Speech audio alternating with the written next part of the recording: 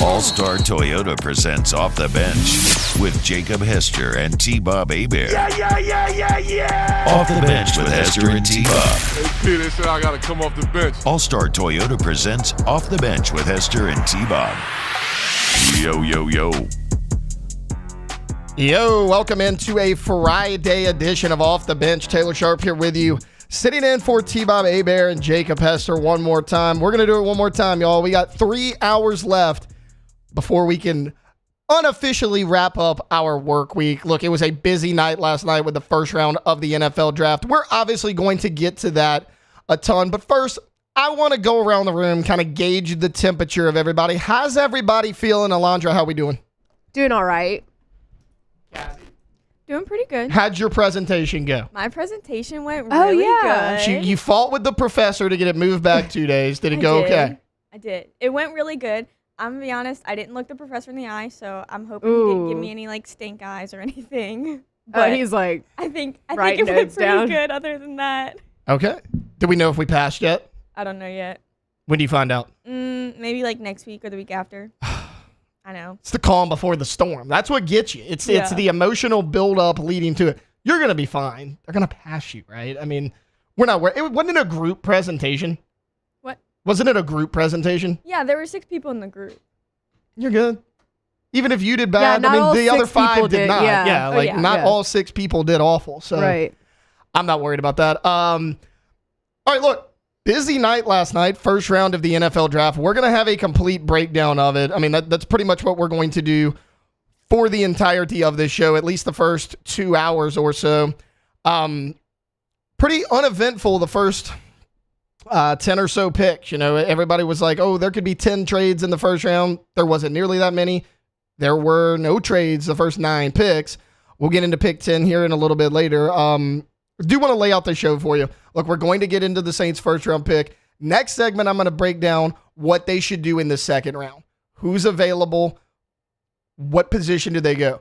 Did they go offensive line? Did they go receiver? Could they go something on defense? We'll dive into that. Then I'm going to do the draft winners and losers of the first round. Who made a good pick? Who completely screwed it up? I'm looking at you, Atlanta Falcons. In hour number 2, Ross Jackson's going to hop on. We're going to get his thoughts. We're going to talk the NFC South. What did the Saints' primary rivals do in the first round?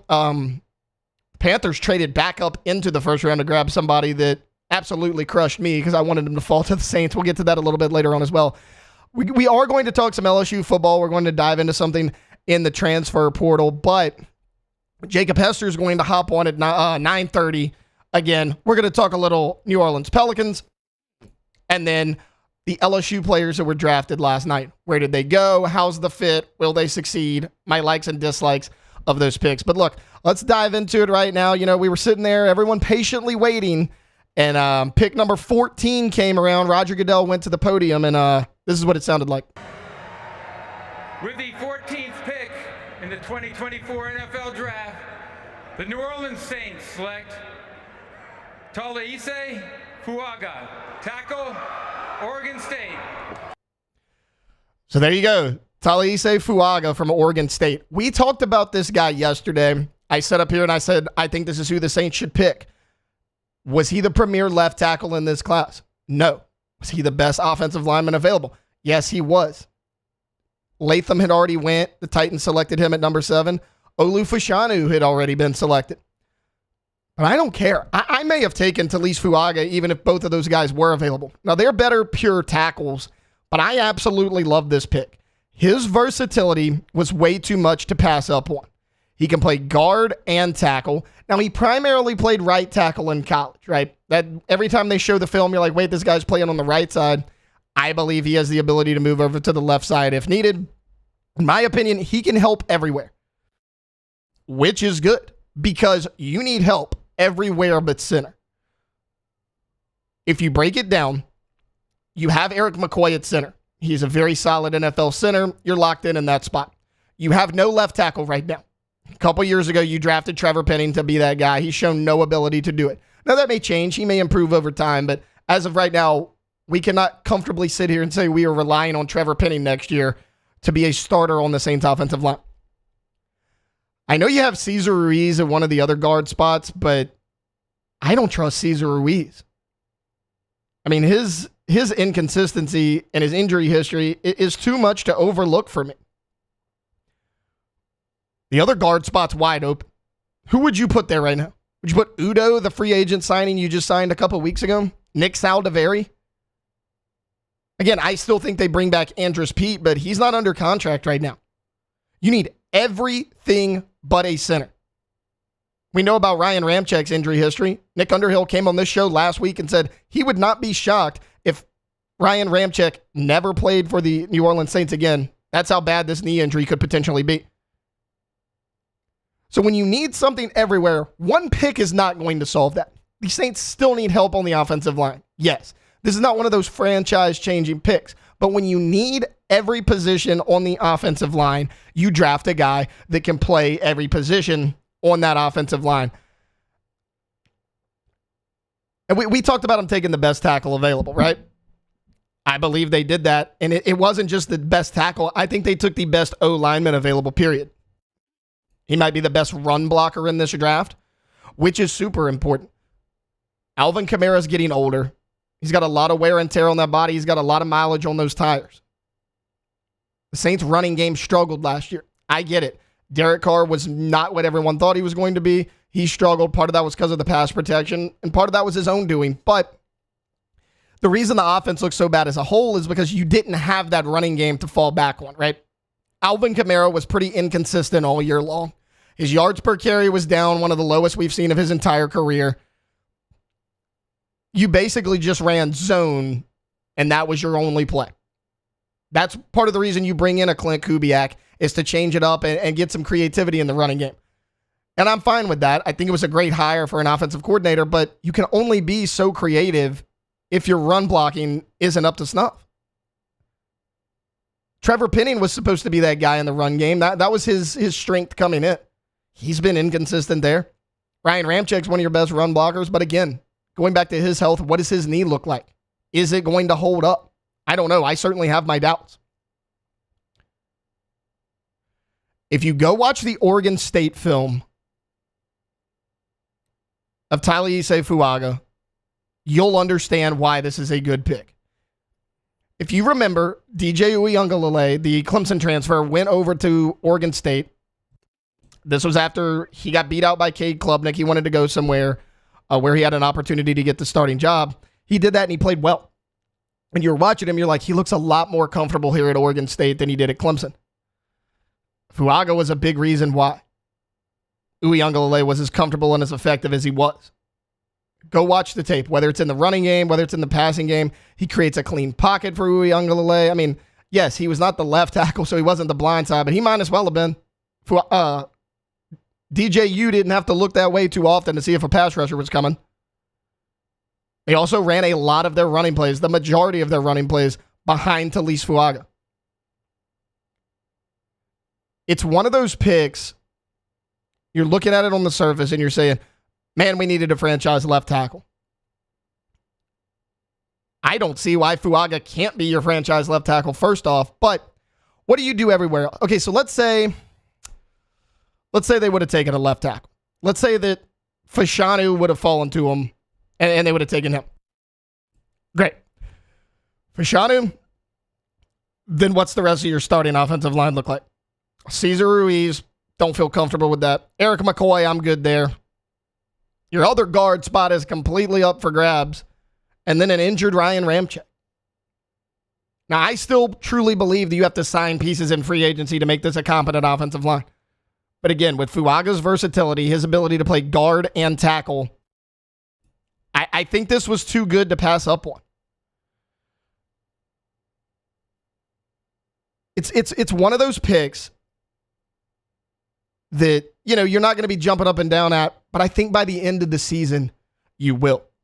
What did we talk about yesterday? James Hurst's retirement threw a big wrench in all of this. I think that may have ultimately swayed their decision to take Fuaga. Not only was Hurst a swing tackle, meaning he could play both right and left, he was a swing guard. James Hurst started on your offensive line at every position other than center. You lost that guy. No, he wasn't a Pro Bowl caliber player. He was never going to be an all-pro selection. but he was a super solid player for you that started a lot of football games. And whenever someone went down, you knew, hey, we can count on James Hurst to step in and at least be serviceable in that spot. Can that help us win football games? And a lot of times it did. James Hurst was a big key piece of this offensive line, even though he wasn't an everyday starter. Now, Fuaga's going to be an everyday starter, but he's not that dissimilar to James Hurst, right? Hurst was your swing guy coming off from the sidelines. He was your rotational piece. Fuaga can just do that in the starting lineup. Let's say he starts at guard. Okay, let's say he starts at one of the guards and Penning somehow figures it out at left tackle. Don't see that happening, but for hypothetical, that's what we'll go with. And Penning goes down.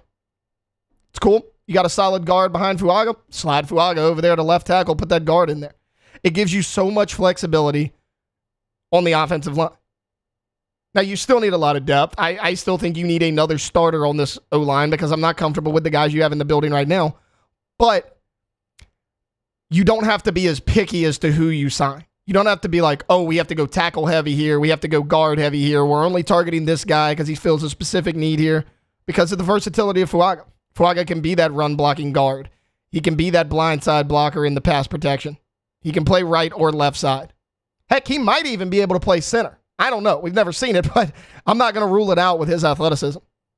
And his athleticism at that size, and he hovers around 320 pounds. He's about 6'4". He also has the frame to play guard and tackle. Look, that's just one of the many reasons that I absolutely love this draft pick for the New Orleans Saints. I think it's one of those picks that right now Saints fans are, they're kind of up in the air about. As the season goes along next year, I think more and more people are just going to fall in love with Taliese Fuaga and the decision that the New Orleans Saints made. A lot of people were saying, hey, pass rushers have fallen, right? You had the chance to take the best pass rusher available. Do you take the best pass rusher available, or do you take the third or fourth best offensive tackle? First off, I'm not sure that Taliese Fuaga is the third or fourth best offensive tackle. I view him a little bit higher than that. Secondly, it was a no-brainer. It was a no-brainer before James Hurst, and then when that retirement news came, paired with the inconsistencies of Trevor Penning, paired with the injury history and the concerns with Ryan Ramczyk, will he even play again? We don't know. We'll probably find out more about that as the season goes along, but excellent pick for the New Orleans Saints. I think they nailed it. I think they gave themselves a lot of flexibility in what they do in the later rounds of this draft, as well as free agency. I think they knocked it out of the park, and I think they made the right decision to stay put at 14. There were a lot of people saying, hey, the Saints have been super aggressive in recent drafts. Could they trade back up? I didn't think that was a good idea. I thought a quality player could fall to you at 14, and that's exactly what happened. So if you're a Saints fan, you should be over the moon about this pick here this morning. All right, look, we're going to take a quick timeout. I know that was a lot of info for this early in the morning during that opening segment. When we get back, I'm going to look at what they should do in the second round. Do they go O-line again? Do they go receiver? Possibly something on the defense. We'll break it all down here on the other side of this break on Off the Bench, 104.5 ESPN Baton Rouge. Off the Bench with Hester and T-Bob. ESPN Baton Rouge, New Orleans, Alexandria, and 1130 The Tiger. All-Star Toyota Baton Rouge, allstartoyotabatonrouge.com. Go to All-Star Toyota right off of Airline in Goodwood today. Very conveniently located. Shout out All-Star. They just got me and my vehicle serviced up. I love it, right? Because when I bought the Siennas, I chose my level of warranty. And it's like what you're comfortable with, but I didn't even have to crack open my wallet for any of the services. Just good to go. And now, all those lights are off. And I mean, the engine lights and everything. It's just a good feeling after they've been on for a while. AllStarToyotaBatonRouge.com. AllStarToyotaBatonRouge.com. It is. It's like Christmas lights. You don't want to turn them off. No. I'm glad they're gone. Yeah, I mean, they'll certainly do that for you. Go check them out if you're buying new, if you're leasing, or if you're renting. We tell you about the rental process every single day because nobody does it like All-Star does it. Everything is available. It is per day rental prices, fantastic pricing. Even if it's just for one day, they have got you covered. Check it out all online at allstartoyotabatonrouge.com. In times of need, get a full list of phone numbers, websites, and other important emergency information on the Demco Stormwatch page at 1045ESPN.com. Power up your next project with John Deere Deals by Sunshine. Whether you're working hard or playing hard, our knowledgeable team will help you find the right product for you. Ask us about our amazing tractor package promotions. Learn more about what it means to be powered by sunshine at sunequip.com.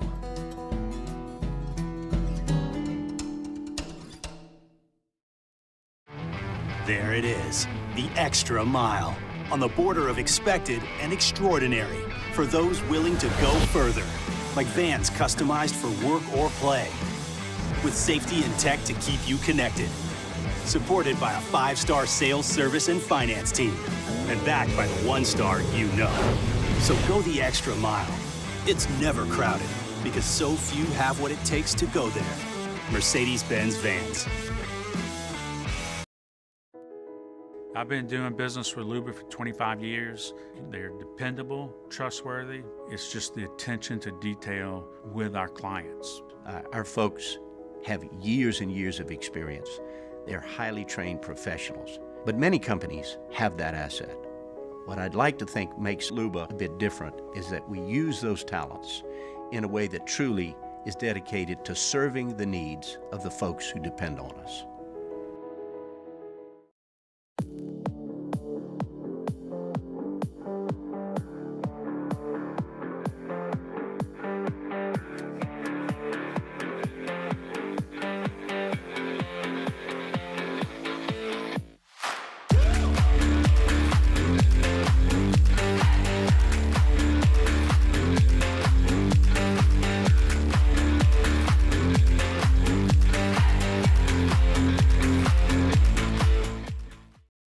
Dylan Cruz here to tell you about Six Rings Baseball and Softball Camp. If you live on the North Shore and play ball, go to Six Rings Camps with former LSU assistant coach Dan Canaveri. His knowledge is second to none, and your child will improve and have fun doing it. Camps were held at Coquille Park and Six Rings Academy in Covington with 4 sessions over the summer. Full day and morning only sessions are available from ages 7 to 13. Go to sixringsbaseball.com or call 985-206-9096. Learn the game to love the game. Breck teamed up to reimagine your parks, and you imagined big. With your help, we went to work, creating 12 beautiful community parks across the parish. A family-sized water park, miles and miles of trails, and parks just for your dogs. There are more places to splash, to explore, to run wild, and even soar. You imagined, we delivered. Sandiger, join us for the Friday edition of Live at Lunch from Rufino's on Highland Road. We're taking a look back at the first round of the NFL Draft and what's next in round number 2. Live at Lunch from Rufino's, 11 a.m. Friday on 104.5 ESPN Baton Rouge.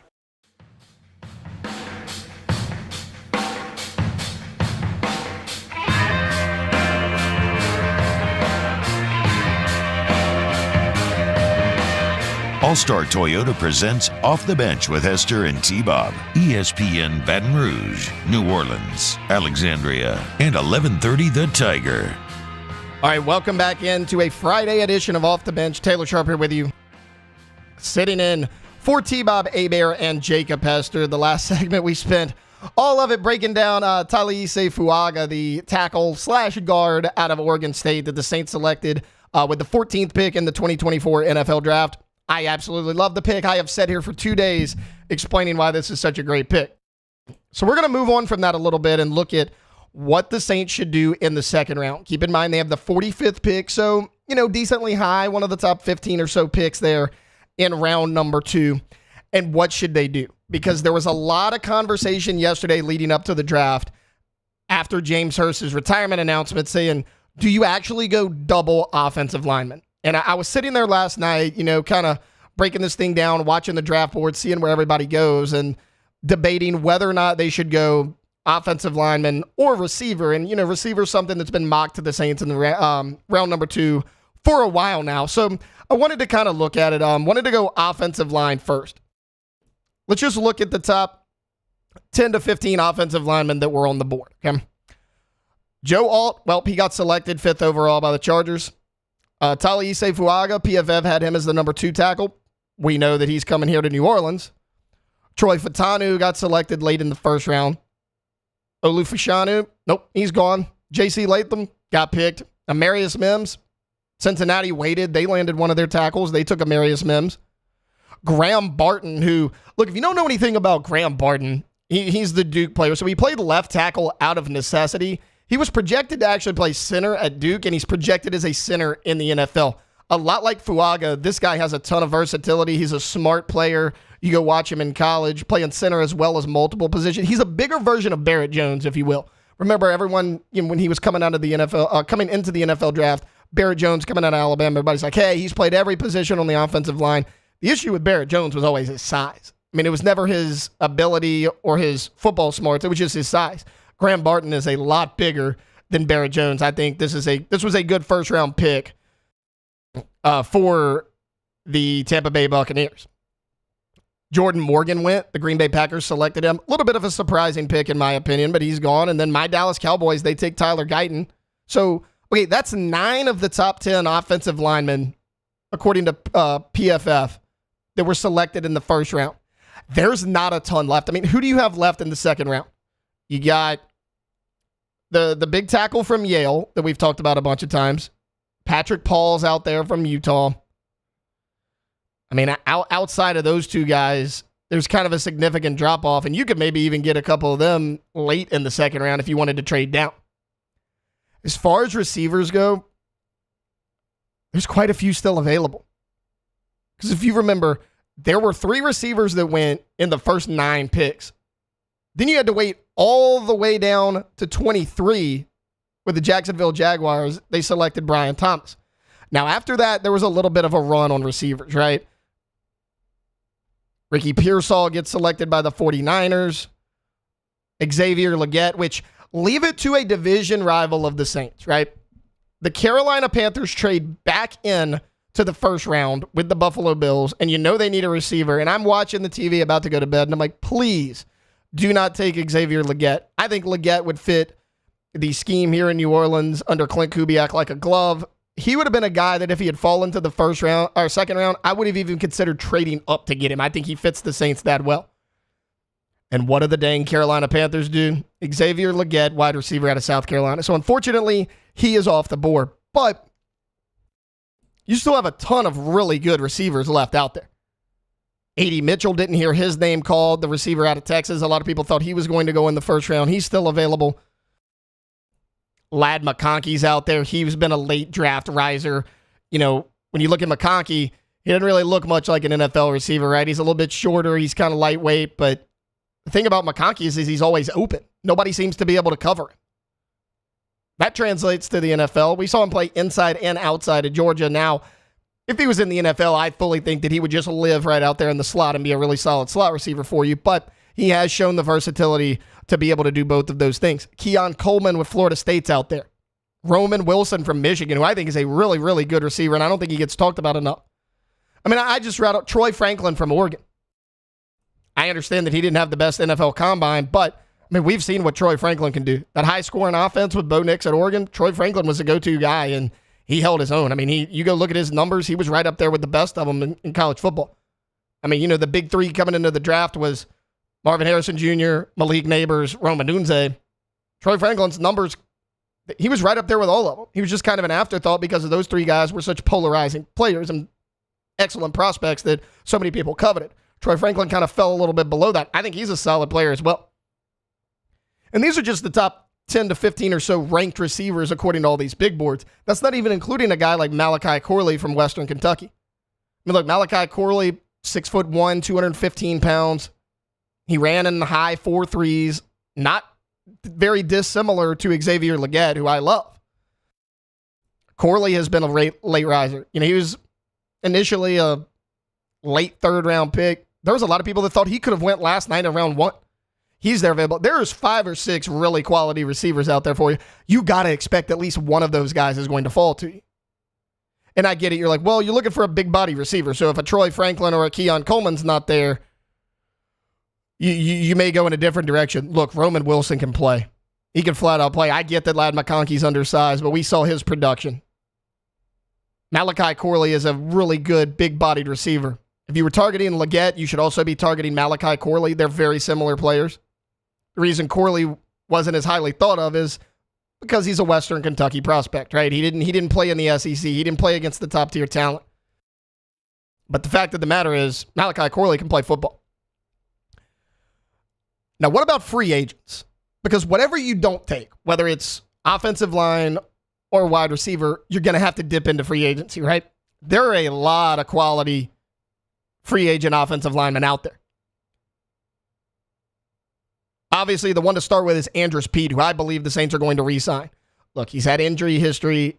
He's had consistency issues, but you had to stick him out there at left tackle last year, kind of putting a Band-Aid on that big wound, and he was serviceable for you. He weathered the storm, if you will. Mekhi Becton's out there. You're looking for a right tackle replacement for Ryan Ramczyk? If you think Fuaga can play left, you need a right tackle. Mekhi Becton's been a pretty solid right tackle for the New York Jets. He was commanding a lot of money in free agency. The Jets didn't want to pay it, understandably. And that's somebody you may have to break the bank for a little bit in free agency. Is that something that the Saints want to pursue? Donovan Smith, the left tackle from Kansas City, he's only 30 years old. He's been a really solid player on a really, really good offense out there in Kansas City. Dalton Risner is a guard to look at. I expressed my lack of confidence in Cesar Ruiz, and you still need another guard if you're going to stick Fuaga at tackle. Dalton Risner's out there. He's just 28 years old. Been a really solid, just really productive pro player. A model of consistency, whether it's the Denver Broncos, which is the team that drafted him, or the last couple of years in Minnesota. He showed the ability to fit into multiple offensive schemes and be really good in both the run and pass game. That's what you need on this offensive line. So I tell you all that to tell you this. I think you go receiver here in the second round. I don't think there's any doubt about it because, okay, we talked about all the receivers left available, right? I think one of them will fall to you at 45. Now you have all those available free agent tackles and guards that you could also sign after the draft. And then when you look at the free agency market for receivers, it's pretty bare. Who's available right now? Hunter Renfro's out there. A good player. You'd probably have to overpay for him. And why overpay for Hunter Renfro if Ladd McConkey falls to you at 45? Ladd McConkey's probably a little bit more athletic, probably a little bit more faster player than Hunter Renfro, and they would both play a similar role, and McConkey would be a lot cheaper. Allen Robinson, he's now 30 years old. He can't seem to stay healthy. Odell Beckham Jr. is about to be 32. He's a high-priced talent. Michael Gallup has been a really good player for Dallas when he's been on the field. His issue has been injuries as well. Tyler Boyd's out there, but look, he's probably going to command about $10 million a year. Russell Gage, been a really solid receiver, but he's coming off of a pretty gnarly injury with Tampa Bay that kept him out all year last year. How's he going to recover from that? DJ Chark's out there. I think he's a solid player, but he was disappointing last year in Carolina. They brought him in to be that guy, be that number one option. It wasn't. It was Adam Thielen. DJ Chark kind of, was weaned out of that rotation. You got McCole Hardman out there. It's a solid pickup, but look, Sterling Shepard, Chase Claypool, Richie James, Jalen Guyton. You get the point. There are decent receivers out there at free agency. Most of them, you're either going to have to overpay for them. They have age concerns. They have injury concerns. There's something with every one of these guys. That's why I think you go receiver here in round 2. Look, we'll go back over the names. Troy Franklin, Ladd McConkey, Keon Coleman, A.D. Mitchell, Roman Wilson, Malachi Corley. That's 6 guys that I just listed off. I think that one of those guys is going to fall to you at 45, and it's a lot like tackle. Take the best available, or the one that you think is going to fit Clint Kubiak's offensive system the best. You can sign some pretty good offensive linemen in free agency. You may have to pay a pretty penny for them, but it's better than overpaying for an aging receiver when you can get one that's just as good or arguably better here in the second round of the NFL draft. I think this is a no-brainer. I think you have to go receiver here in the second round. You could go defense as well. You need some pass rushers. You need some help at linebacker, but I think those two positions are so deep that you could get those a little bit later in the draft. Like you have those 4 fifth-round picks, right? You could trade a couple of those, get back up into the 3rd or 4th round, take you a quality D lineman or linebacker there. Maybe even help at DB. I still think right now, though, while D-line's a big need, you got to get one of these talented receivers. There's too many of them left. You got to believe one of them's going to fall to you. You got to take one. All right, look, we're gonna take a quick time out here. We're going to shift away from the New Orleans Saints for a little bit. We've been talking a lot of Saints. What I want to do is kind of recap the first round as a whole. We're going to look at winners and losers. I got a lot for you, Saints fans. You're going to love this next segment. That's coming up on the other side here on Off the Bench, 104.5 ESPN Baton Rouge. Off the Bench with Hester and T-Bob. Pinnacle Exterior Construction. Pinnacle Exterior Construction. You want to get a pool, okay? Pool season is right around the corner. You've always thought about it. I would encourage you to go to pecbuilt.com or call them up, meet with them, and start to figure out how, is it like, is it for you, right? Because if it is, whether you want to finance it, pay for it up front, like if it is, you need to go to Pinnacle to make your pool happen. They have these wonderful spec pools where you choose from a number of templates. You then choose a bunch of detail work around it. In doing so, you make the pool your own. When you pull the trigger and get it, in 2 weeks, you have a pool, y'all. No exaggeration. Clean up everything. Done. Get the pool of your dreams. Pinnacle Exterior Construction, pecbuilt.com. As impressive as that is, because it still blows my mind, like you would think, okay, well, it's only one option. And we tell you all the time, no, it is a full pamphlet of options and different things that you can customize that 2-week pool with pecbuilt.com, pecbuilt.com. Our listeners fire off their opinions on the jimsfirearms.net hotline at 499-1045. Keep listening for your next chance to shoot us your thoughts with the jimsfirearms.net hotline on 1045 ESPN Baton Rouge. There it is, the extra mile, on the border of expected and extraordinary for those willing to go further, like vans customized for work or play, with safety and tech to keep you connected. Supported by a 5-star sales, service, and finance team. And backed by the 1-star you know. So go the extra mile. It's never crowded because so few have what it takes to go there. Mercedes-Benz Vans.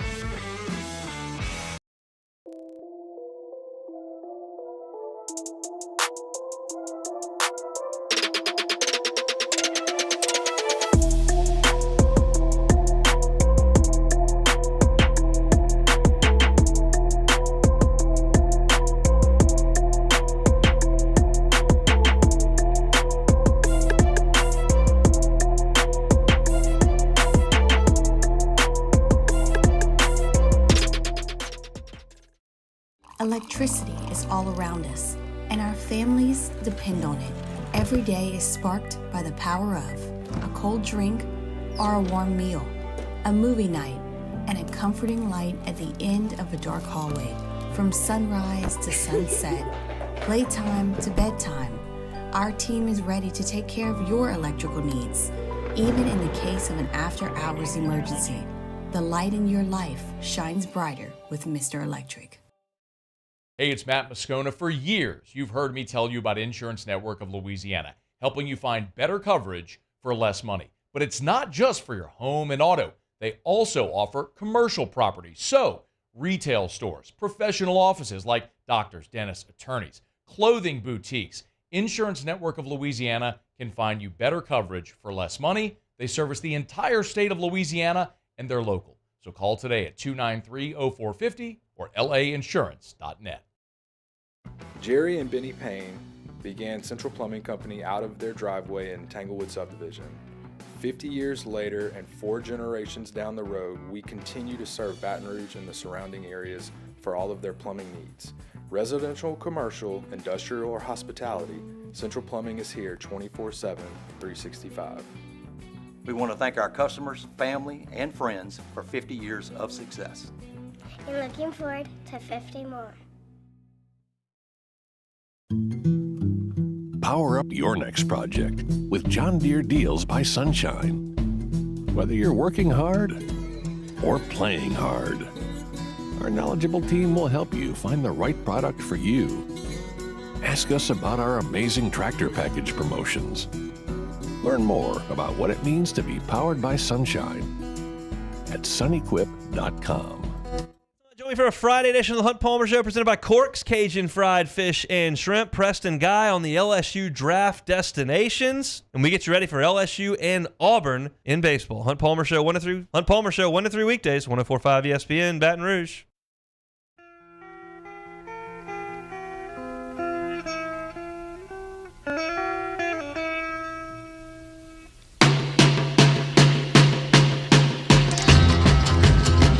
All-Star Toyota presents Off the Bench with Hester and T-Bob. ESPN Baton Rouge, New Orleans, Alexandria, and 1130 The Tiger.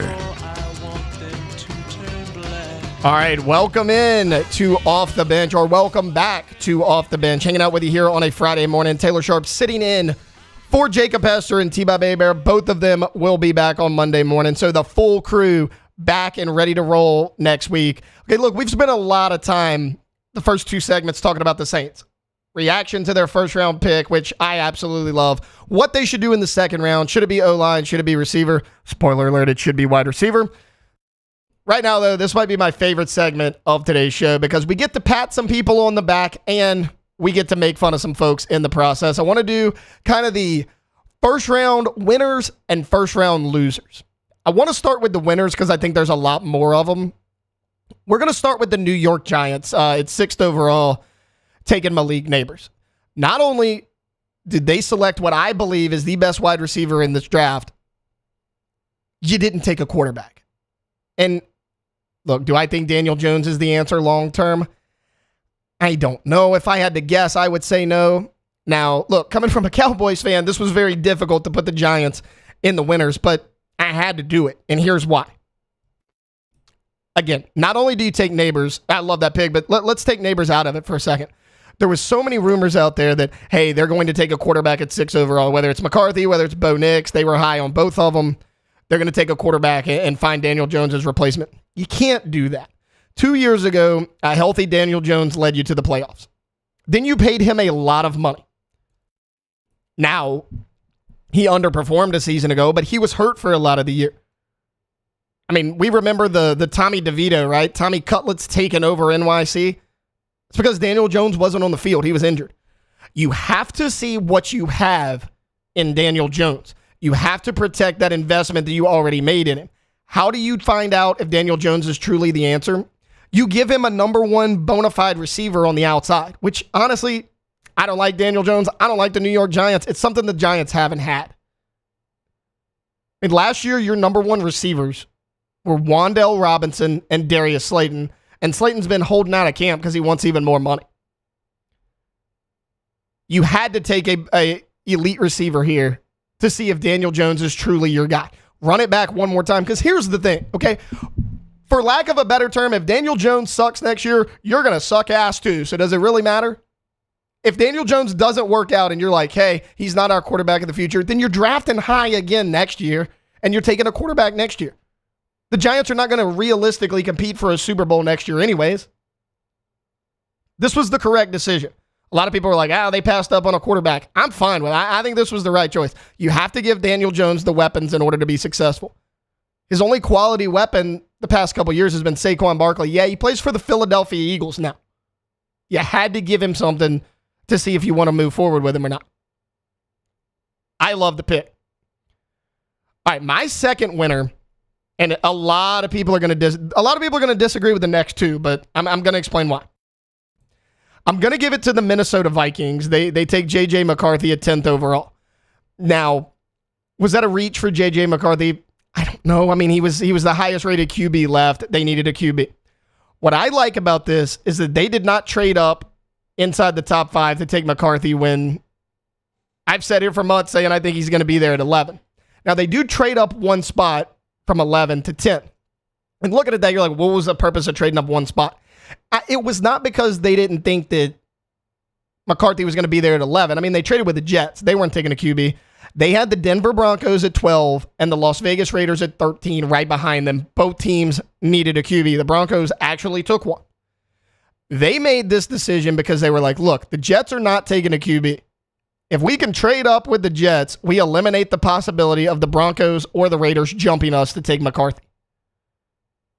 And then later in the draft, they trade back into the first round to pick 17. They trade with the Jaguars and they take Dallas Turner, who might be the best pass rusher in this draft. You lose Danielle Hunter in free agency. He plays for the Houston Texans now. He's a really productive player for you for a number of years. So you find a replacement for him and you get your quarterback of the future. Justin Jefferson had not re-signed a long-term deal yet. I imagine it's because he didn't know who his QB was going to be. You have to protect your best player. You have to get him somebody that can throw him the ball. And then You have to replace the Pro Bowl caliber pass rusher that you lost. They did both of those things, and they did not give up a ton to get them. I think that they might be my biggest winner in the first round because of that. Okay. Here's where everybody's going to hate it because so many people hate this guy. I'm going to give the Denver Broncos a winner in their selection of Bo Nix. Now, the only issue I have with this is them taking Bo Nix at 12. I think they could have traded back and got him a lot later in the draft. Here's why they had to take him. First off, he was the last first-round caliber quarterback, if you will, that was on the board, and you needed a QB. I like Bo Nix a lot more than a lot of people do, but this has nothing to do with Bo Nix. I could care less who the quarterback is. It might be the best fit in the entire draft. I get it. Before the sticks, Nix, right? You call him check down Charlie. He dinks and dunks his way down the field. But that's kind of what Sean Payton's offense has always been, right? I mean, the last 2 or 3 years Breeze was here, people were like, well, he can't throw the ball down the field, so you're not going to win games. It didn't matter because there's not a ton of shots to be taken in Sean Payton's offense. He likes that short to intermediate passing game. That's where Bo Nix thrived at Oregon. Now, was it a reach at 12? Probably, but as far as the best fit, filling your need and getting someone that fits your system, I think the Broncos did that with Bo Nix. My next winner is going to be the Los Angeles Rams. Here's why. The Los Angeles Rams last night made their first-round pick since 2016 when they took Jared Goff. Because if you remember, they traded some first-round picks. They drafted Jared Goff. A few years later, they traded about 3 first-round picks to the Detroit Lions to grab Matthew Stafford. They traded another first-round pick to the Jacksonville Jaguars to get Jalen Ramsey on board. This was their first-round selection since 2016, and I think they actually made a good pick in the process. They got Florida State defensive end Jared Verse, who I think is a really, really good player. I mentioned Dallas Turner possibly being the best pass rusher in this draft. I don't think there's a ton of difference between him and Jared Verse. I also like the Eagles as winners. They needed a corner, and they didn't have to trade up. The first corner went off the board at pick 23, and it was Quinyon Mitchell. So you didn't have to trade up. You didn't have to give up any future draft capital, and you had your pick of the litter, if you will, as far as cornerback prospects, and a guy who I think is really, really good. As far as my losers go, I only have a couple. We're going to run through these pretty quickly. My first one's going to be the Los Angeles Chargers. Now, I love Joe Alt, and I'm going to chop this up with Hester later on. He's probably going to disagree with me on this. I think their best decision was to trade down in this draft. I know a couple teams probably called them and said trade down. You need more than just a tackle, right? I mean, you could have traded with the Raiders at 13 and taken Fuaga that the Saints ultimately drafted, right? Patanu was still there. Amarius Mims was still there. There were solid tackles if you moved back a little bit. And you need a wide receiver. You could have gotten extra draft capital, a couple picks for this. You could have filled that need at receiver and tackle. I don't hate the pick. I don't think this was the best decision for what they needed. My other loser is going to be the Raiders. Now, this is weird to say because Brock Bowers might be the best player in this entire draft. He's probably my favorite player in this draft. But who's going to throw Brock Bowers the ball out there in Las Vegas?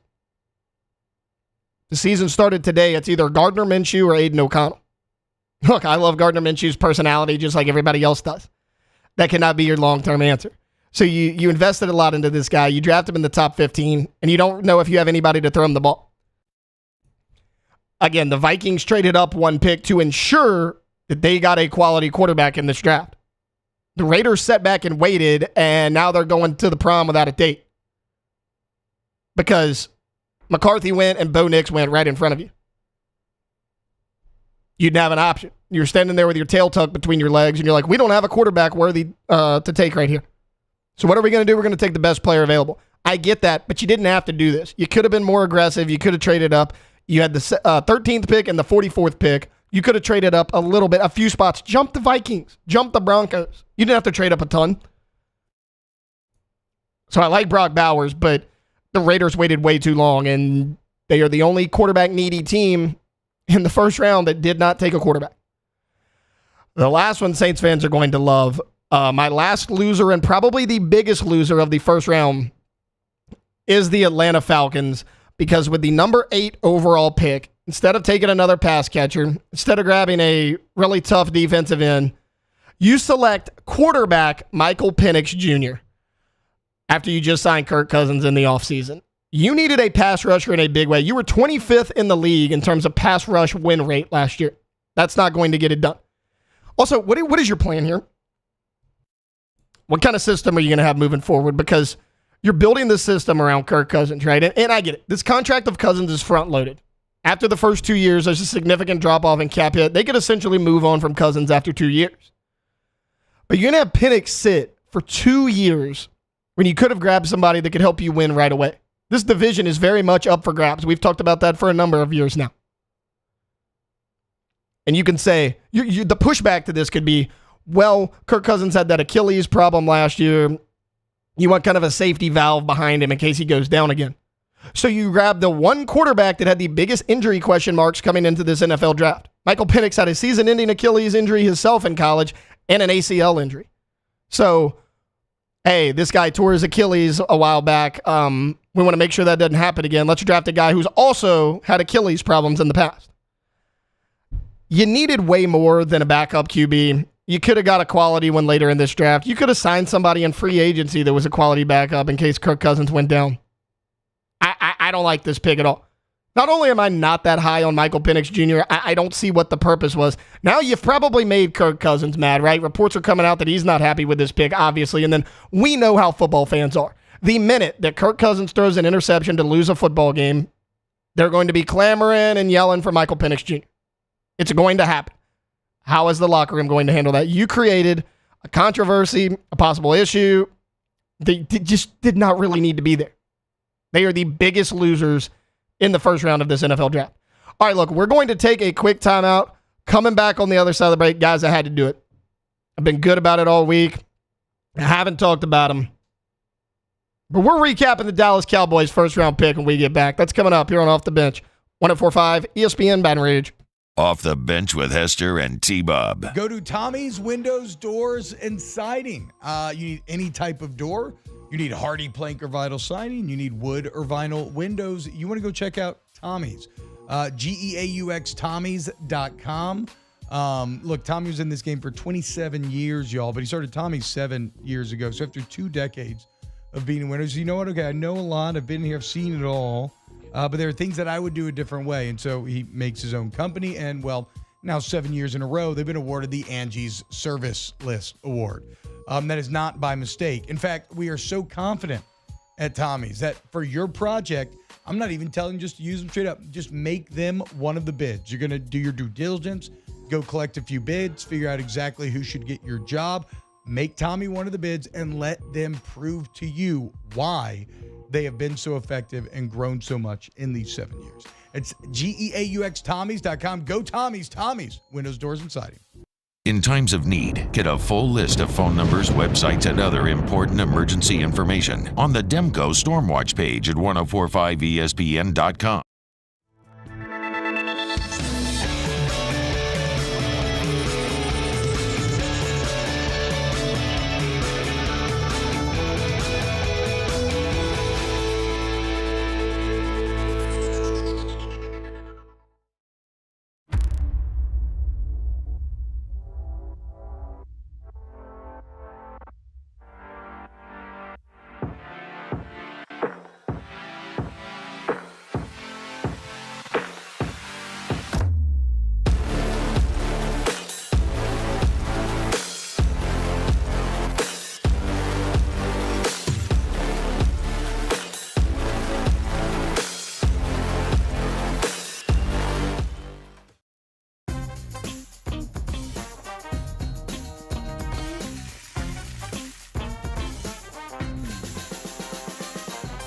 The best-kept secret in town is out. Discover Tallulah at the Renaissance Hotel on Bluebonnet. Gulf Coast Bank and Trust is giving our customers the power to bank anywhere, anytime during this challenging event. And we're right there with you. Our mobile banking app is a smart way to manage your money and time. Gulf Coast Bank and Trust, the bank that cares about you. Yo, Jake here from my friends over at Community Steel Company located in Gonzales, Louisiana. The local place you can turn to for all of your metal building needs. Notice I said local, not Houston, not Dallas, not Atlanta, but right here in Gonzales. Visit them at their brand new state-of-the-art website at communitysteelco.com Or pick up the phone and give them a call today to answer all of your questions on your metal buildings, roofing and sheet metal, and any other steel needs you or your business need at 225-647-2020. There it is, the extra mile, on the border of expected and extraordinary, for those willing to go further, like vans customized for work or play, with safety and tech to keep you connected, supported by a 5-star sales, service, and finance team, and backed by the 1-star you know. So go the extra mile. It's never crowded, because so few have what it takes to go there. Mercedes-Benz Vans. I've been doing business with Luba for 25 years. They're dependable, trustworthy. It's just the attention to detail with our clients. Our folks have years and years of experience. They're highly trained professionals, but many companies have that asset. What I'd like to think makes Luba a bit different is that we use those talents in a way that truly is dedicated to serving the needs of the folks who depend on us. Dylan Cruz here to tell you about Six Rings Baseball and Softball Camp. If you live on the North Shore and play ball, go to Six Rings Camps with former... Matt Moscona inviting you to join us for Friday's AFR, presented by Don Juan Cigar Bar. We're live from the Zurich Classic, recapping day one of the NFL Draft, getting you set for baseball at the box. Join us 3 to 6, 104.5 ESPN, Baton Rouge.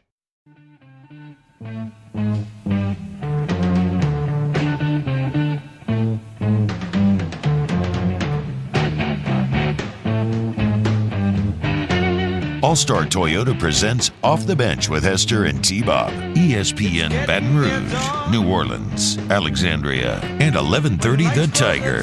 And welcome back into the final segment of hour number one of a Friday edition of Off the Bench. Taylor Sharp here with you, sitting in for Jacob Hester and T-Bob Hebert, who will be back on Monday morning. All right, a little bit of a shorter segment here. Didn't know where I wanted to go, but guys, before the show started, Cassie and Alondra were sitting back there, and they were like, Taylor, you have to do one Cowboy segment. We have to hear about it. So, for that reason... No, I definitely didn't say that. Yes, you did. No, Cassie, really both of y'all said it, right? Cassie didn't either. I'm sorry, I didn't lying. say that. Nope. Yeah, lying on us. God, you guys are the worst. Neither of us want you to do this right now. Yeah. You guys are the worst. Anyways, that may or may not be true. It's up for debate. It's a he said, she said situation. Who knows what the actual truth is? We're going to do it regardless because... I want to make Alondra and Cassie happy this morning. So we're gonna go ahead and do it. So the Cowboys originally had the 24th overall pick in this draft, and they need 3 different starters on the offensive line. I mean, you got Zach Martin, and you got a quality right tackle. Your left tackle, Tyron Smith, is gone. He's a free agent. You let Tyler Biadasz go. He's with your rival, the Washington Commanders now. And you needed a second guard. They were at 24, and then you trade back with the Detroit Lions. I was furious about this at the time because I really wanted Graham Barton, the center out of Duke, just because he could play center and left tackle. I like guys with versatility. You know that I already have a crush on Taliese Fuaga just because he could play 4 different positions on the offensive line. And then 2 picks after that was the Tampa Bay Buccaneers, who also desperately need offensive line. And who do they take? They take Graham Barton, the center out of Duke. And I was fuming.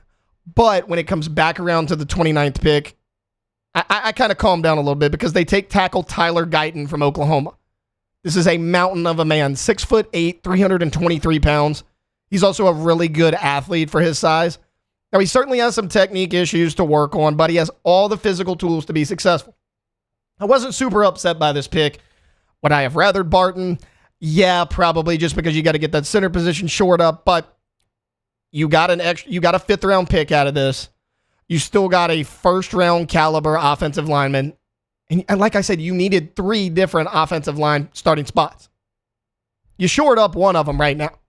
He's got a lot to work on in training camp. Again, you got to get his technique fixed. He's a little bit raw, but again, 6'8", 323 pounds. Incredible athlete for his size. I think he can play both left and right tackle wherever you need him. I still think it's a really solid pick. So, we were at Don Juan last night, and then when I got home, people were like, Taylor, what are the Cowboys going to do? I was like, well, they're going to do something to make me mad for sure. They almost did. They almost did it. If they would have traded out of the 1st round from that number 24 spot, I would have been fuming this morning. They didn't. They went to 29. We're good. It's all good. We got Tyler Guyton out of Oklahoma, guy that's very familiar with the Dallas area. A big mauler, really good in the run game. Leaves a little bit to be desired in the passing game, but that'll come with time. So overall, I'm happy about it. All right, look, that's going to wrap up hour number 1 of today's show. We're going to continue talking NFL draft for at least the next half hour or so. At the top of hour number 2, straight up 8 o'clock, Ross Jackson with Locked On Saints is going to hop on with us. I want to get his thoughts, get his reaction to the first round pick, what the Saints should do in the second round, biggest needs going forward, all that and a whole lot more. Going to recap what each NFC South team did in the first round of this NFL draft. We're also going to talk a little bit of LSU football because there's some transfer players that the Tigers might want to keep an eye on. And then hour number 3 rolling your way right after that. So stay tuned. We'll be right back after this here on Off the Bench, 104.5 ESPN Baton Rouge. Off the Bench with Hester and T-Bob. Window coverings. KTOZblinds.com. KTOZblinds.com. You want window coverings that wow. You want to invest in your greatest asset, your home. Well, they have options for you no matter what your home situation is, right? Maybe you are in a starter home and you're looking for something more affordable. That's fine. They got you. Maybe you have finally made it. Congratulations. You're in the house of your dreams. Okay. You got like a theater room now. Damn, look at you. Maybe an office. You popping off, bruh. Well, guess what? We got options for you too to really knock your socks off aesthetically, but also functionally, right? Like that's the key here. This is not just looks. This is about temperature management, light management. If you need a room to be blacked out for whatever reason, like a baby room, master bedroom, like theater room, any window covering, you already know the answer. It's K to Z, KTOZblinds.com. Bayou Ford has $10,000 off F-150s, $10,000 off the new F-150 truck, plus 1.9% for 72 months. And all new Bayou Ford vehicles come with a 1 million mile warranty. The crew at Bayou Ford is going to do right by you. The Windsor Senior Living Community in Mandeville, Louisiana is a beautiful, vibrant apartment community geared towards seniors. They are nestled right in the heart of Mandeville, where seniors live a more carefree lifestyle in spacious apartments with the peace of mind that comes from having a little extra help. Call the Windsor at 985-624-8040 to schedule a lunch and tour. Come see how the Windsor can be your passport to peace of mind. Gulf Coast Bank and Trust is giving our customers the power to bank anywhere, anytime during this challenging event. And we're right there with you. Our mobile banking app is a smart way to manage your money and time. Gulf Coast Bank and Trust, the bank that cares about you. Electricity is all around us, and our families depend on it. Every day is sparked by the power of a cold drink or a warm meal, a movie night, and a comforting light at the end of a dark hallway. From sunrise to sunset, playtime to bedtime, our team is ready to take care of your electrical needs. Even in the case of an after-hours emergency, the light in your life shines brighter with Mr. Electric. Hey, it's Matt Moscona. For years, you've heard me tell you about Insurance Network of Louisiana, helping you find better coverage for less money. But it's not just for your home and auto. They also offer commercial property. So, retail stores, professional offices like doctors, dentists, attorneys, clothing boutiques. Insurance Network of Louisiana can find you better coverage for less money. They service the entire state of Louisiana, and they're local. So call today at 293-0450 or lainsurance.net. Jerry and Benny Payne began Central Plumbing Company out of their driveway in Tanglewood Subdivision. 50 years later and 4 generations down the road, we continue to serve Baton Rouge and the surrounding areas for all of their plumbing needs. Residential, commercial, industrial, or hospitality, Central Plumbing is here 24/7, 365. We want to thank our customers, family, and friends for 50 years of success. And looking forward to 50 more. Power up your next project with John Deere Deals by Sunshine. Whether you're working hard or playing hard, our knowledgeable team will help you find the right product for you. Ask us about our amazing tractor package promotions. Learn more about what it means to be powered by Sunshine at sunequip.com.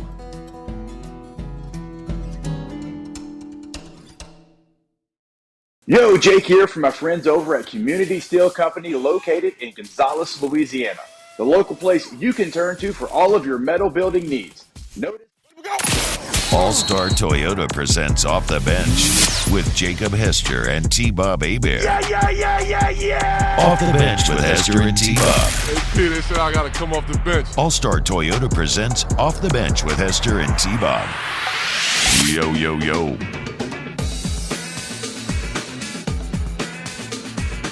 All right, welcome into hour number 2 of a Friday edition of Off the Bench. Taylor Sharp sitting in with you in place of T-Bob Hebert and Jacob Hester. They will be back on Monday morning. Look, we were wall-to-wall NFL draft in hour number 1, and that's not really going to change for the remainder of the show. We're going to mix some LSU football in there, some Pelicans here and there, but we are basically all NFL draft all day long. And to talk about the Saints right now, I want to bring in my guy, Ross Jackson from Locked On Saints. Ross, how are you this morning?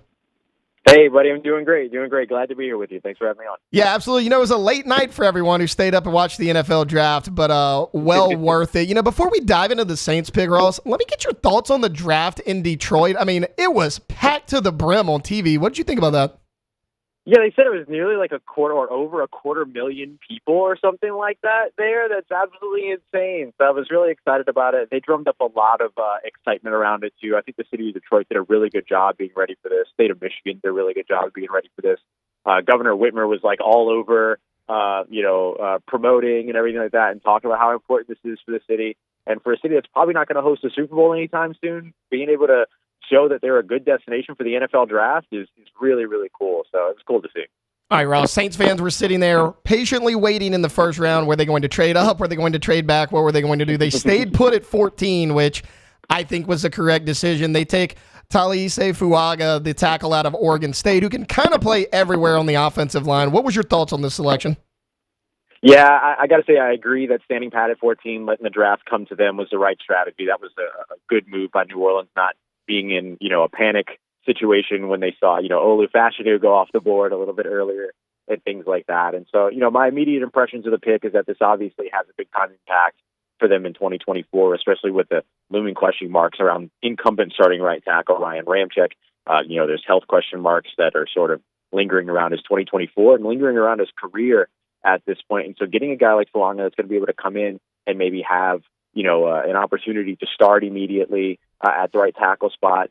And he's a player that's pro-ready, kind of plug-and-play ready to do that if called upon. And he fits scheme-wise in terms of what it is the New Orleans Saints are wanting to do when it comes to wide zone. They ran a ton of wide zone. I think he had a ton of zone run last year. I think he had more than 2 times the amount of zone blocking snaps than man blocking snaps last year. And 41.5% of their carries last year went outside the tackles. So it's a really good matchup and a really good kind of cohesion for what it is that the New Orleans Saints are trying to install this offseason. Now, as far as where he's going to fit on this offensive line, I mean, obviously it was right tackle, but, there were a lot of analysts out there that projected him as guard. I mean, where do you think obviously right tackle is going to be his first opportunity, but, I mean, where do you think he sticks, or do you think he kind of bounces around?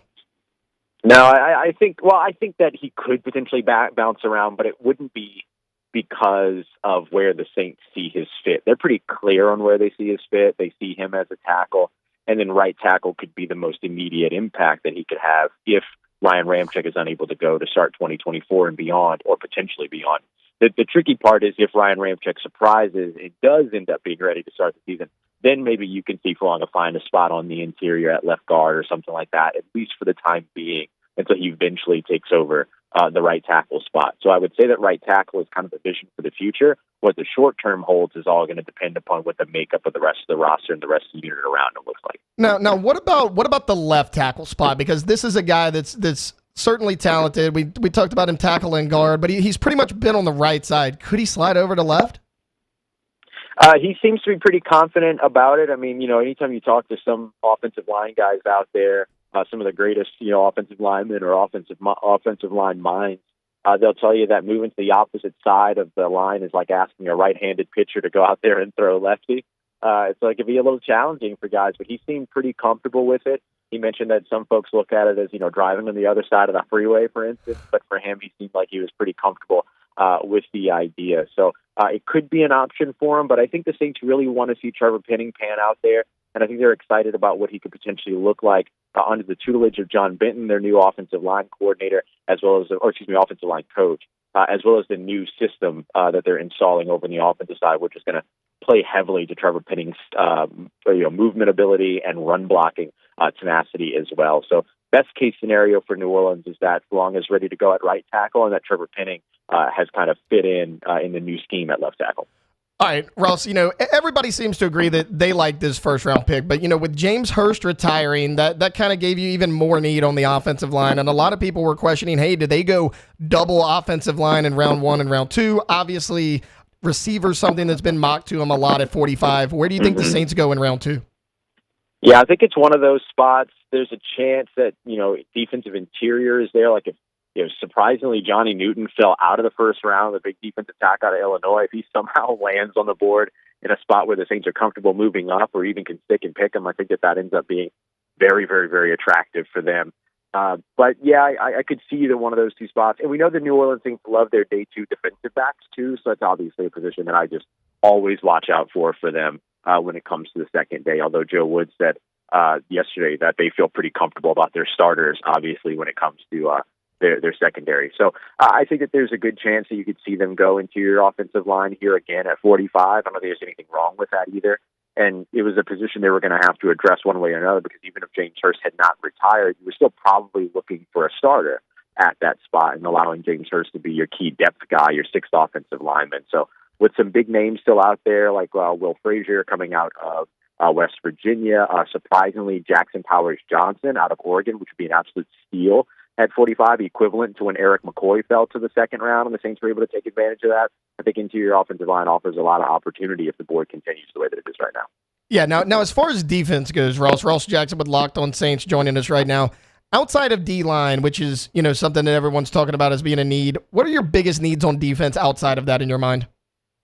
Yeah, I think safety is a spot that you can address. You lost Marcus May, or you moved on from Marcus May after he appeared in only 17 games over the past 2 seasons. I think that's a spot you can look. They've got Jonathan Abram as a guy who played incredibly well next to Tyrann Mathieu the last 2 games of the season last year. I think that he's probably going to be the guy that maybe gets the kind of first run at that starting spot next to Tyrann. But, you've got the young guy in Jordan Houghton as well, even though they see him as a little bit more of a deep safety kind of post Tyrann Mathieu days. So I think that, you could see them potentially invest in safety at some point. I don't think it would be wrong for them to invest in corner. I don't think that an investment at that position really says anything is imminent around all the, wacky, Marshawn Lattimore trade rumors. I just think that you don't really have a lot of cornerbacks on the roster. And so getting more youth there, knowing that Paulson Adebo is going into a contract year, all that, I think that, cornerback's a spot where you could definitely address as well. I think those would be the 2 big ones for me outside of defensive line. I'm pretty confident with what the Saints are at linebacker right now. Yeah, now Ross, as far as the mid-rounds go, after 45, you don't have a pick till the 5th round, but you have 4 5th-round picks. If you're the Saints, do you trade some of those 5th-round picks, or do you stay where you're at and say, look, I'm going to grab as many of these guys as I can and hope one of them sticks? Yeah, I think you might try to move up. If the right prospect is there on the board, like if I'm the Saints and I don't go wide receiver at 45, I might be tempted to package a couple of those 5th-round picks and move up in the 4th if there's a wide receiver that falls, particularly, a possession guy. There's not a lot of those guys in this year's draft, particularly on the outside, like perimeter possession receivers. A lot of those guys, a lot of the players in this year's draft are either Z flankers that line up over on the strong side, or they're slot guys. And you're looking for a big possession guy to be the weak side option and all that. And I don't think that there's a ton of those in this year's draft. And so a lot of them went off the board in the first round. But a guy like, Keon Coleman, could be there at 45. But if you don't go there, I like a Brendan Rice out of USC and potentially trading up for him. You get a big-bodied possession guy that can run routes. Surprise, surprise, Jerry Rice's son knows how to run routes. And, of course, you potentially get Jerry Rice around your young wide receivers every now and then, which, for me, that's worth a draft pick in any situation. And so that could be a situation where I could see the New Orleans Saints potentially moving up. And, of course, moving up again for defensive back, that's always a place where they like to be aggressive. Now, as far as pass catchers go, Ross, obviously receivers a big need, but, tight end's something that you've heard some whispers about. I mean, there's tight ends they could target here in the later rounds. Yeah, I think so. I mean, there's a couple of my favorites are still on the board right now, with Brock Bowers being the only one to come off as we expected in the first round.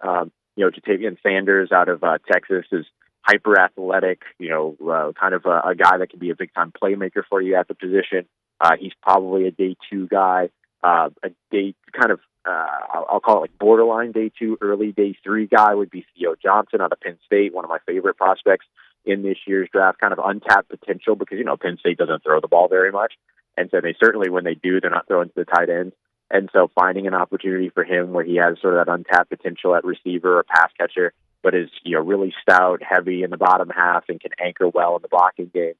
I think that those things help you translate at that position quickly to the NFL. And so I could see, guys like that potentially being intriguing for them. But I feel like tight end is one of those positions that the Saints should and very likely will address in this year's draft. Now, Ross, if they don't go receiver at all in this draft for whatever reason, they don't like the guys, the board doesn't fall the way they want, what do you see them doing? I mean, are they just going to dip into free agency, or could you see them getting active here with some trades before the season? Yeah, I think the trade market would be a little tough because kind of the bigger wide receivers are the ones that are, have that conversation about being on the move. But we'll see, right? I mean, if they don't hit at wide receiver, but another team that has a veteran wide receiver on the final year of a relatively cheap deal, a relatively affordable deal, does hit on a receiver, then maybe that receiver becomes available. So it could be interesting to see how that gets active. They don't have a ton of, they probably want to maintain a little bit of their draft capital in 2025, but if you can trade, a future pick, if you will, there's an opportunity to maybe do that. But I still look at, the fact that like Hunter Renfrow is available and that the Saints do have some big-bodied options in Equanimeous St. Brown and A.T. Perry, and they brought in Cedric Wilson this offseason as well. They could potentially find that other possession guy at the X spot, the kind of weak side spot. But I wouldn't be surprised to at least see them tackle the position a little bit more in free agency. And certainly we'll see what they can bring in undrafted free agency as well. They've been pretty good at scouting those wide receivers in that area. All right, Ross, before I get you out of here, one more for you. And it's not really Saints related, Saints adjacent, if you will. Look, our friends down the road in Atlanta probably made the shocker of the first round, taking a quarterback, Michael Penix Jr. at number 8 overall. What were your thoughts about that? Wow was probably the first one. Did not expect that, right? And I think the other thing was, did anyone tell Kirk? And it sounded like nobody did. And so, it's the shades of Aaron Rodgers and Jordan Love kind of in that situation there. But no, look, I like Michael Penix. I thought he was a good player coming into this draft. He's one of the quarterbacks that I feel really confident about outside of Caleb Williams and Jaden Daniels for like panning out in the NFL. I know he's got the weird kind of throwing motion, but, we watched that for years and years with Phillip Rivers, and that seemed to work out great for him.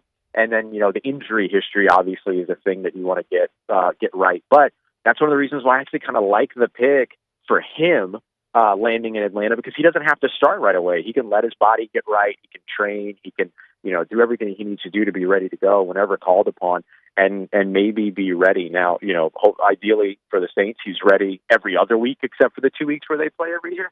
But he's going to be a really interesting storyline to watch. And all I'll say is that I'll be curious if Kirk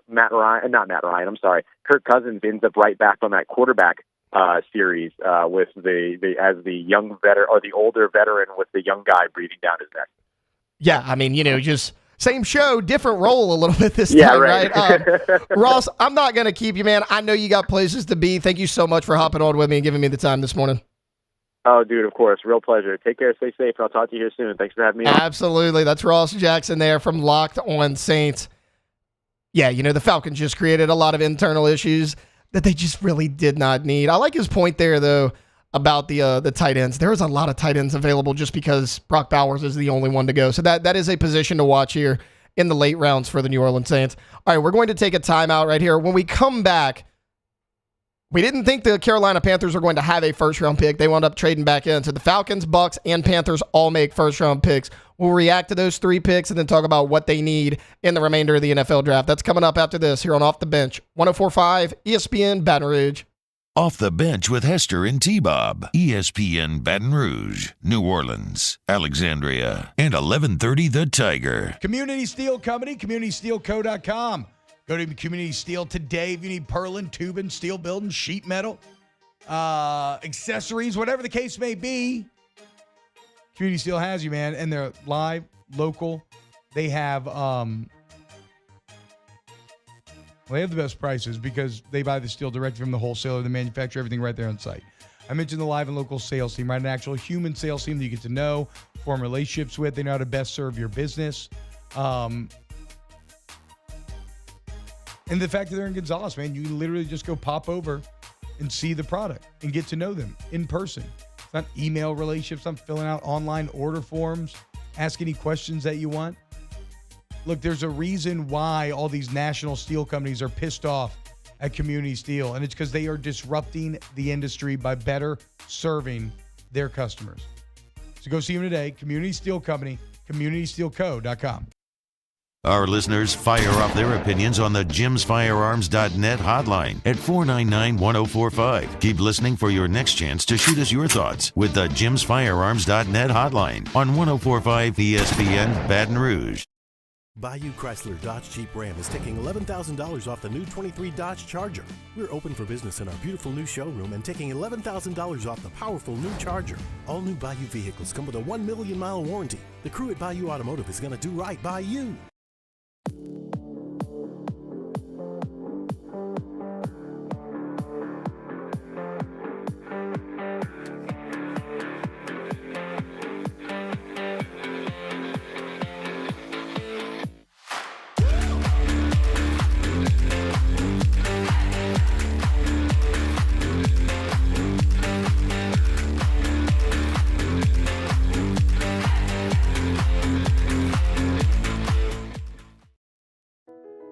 I've been doing business with Luba for 25 years.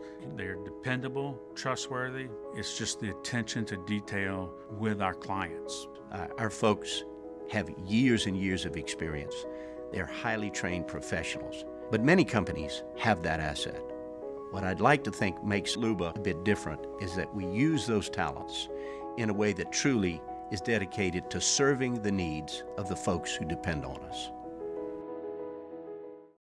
Dylan Cruz here to tell you about Six Rings Baseball and Softball Camp. If you live on the North Shore and play ball, go to Six Rings Camps with former LSU assistant coach Dan Canaveri. His knowledge is second to none, and your child will improve and have fun doing it. Camps are held at Coquille Park and Six Rings Academy in Covington with 4 sessions over the summer. Full day and morning only sessions are available from ages 7 to 13. Go to sixringsbaseball.com or call 985-206-9096. Learn the game to love the game. Breck teamed up to reimagine your parks, and you imagined big. With your help, we went to work, creating 12 beautiful community parks across the parish. A family-sized water park, miles and miles of trails, and parks just for your dogs. There are more places to splash, to explore, to run wild, and even soar. You imagined, we delivered. Gold. Breck, your #1 park system in the nation. Electricity is all around us, and our families depend on it. Every day is sparked by the power of a cold drink or a warm meal, a movie night, and a comforting light at the end of a dark hallway. From sunrise to sunset, playtime to bedtime, our team is ready to take care of your electrical needs. Even in the case of an after-hours emergency, the light in your life shines brighter with Mr. Electric.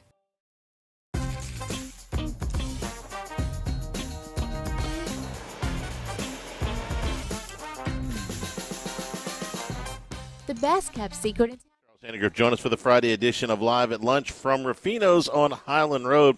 We're taking a look back at the first round of the NFL Draft and what's next in round number 2. Live at Lunch from Rufino's, 11 a.m. Friday on 104.5 ESPN Baton Rouge.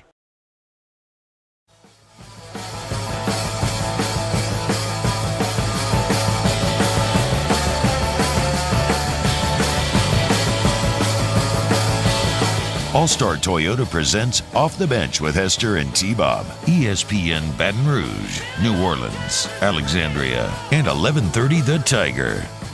Alondra, I'm in a little bit of a predicament, okay? You hear Charles Sandigrove on that promo. Yes. Last night, it was at Don Juan, right before our stream started. Me and Hanny are talking. He saw my Cowboy shirt on, which did not get nearly the number of compliments that I thought I was going to get, surprisingly. Hanny informed me that growing up, he was a Dallas Cowboys fan. He loved Roger Staubach and everything, and he said after Staubach retired, he kind of transitioned over to the Saints. Should I like Hanny more or less now? I already think very highly of him, but... No, you definitely should like him more. But here's the thing. I have common ground on him as far as being a Cowboys fan, but he also left the Cowboys. So it's like, I don't know how to feel about it. I think it's fine. I think so too. I'm not gonna give my guy a hard time. I don't like the Cowboys half the time. So I mean, what are you gonna do? That's right? what I'm saying. Like, at least he used to like them when they were good, when they were truly America's team. Okay, hold up. Let's not say they're not. No, I'm just kidding. All right, look. Who is though? Like, who would you say is America's team? Kansas now? City Chiefs. You think so?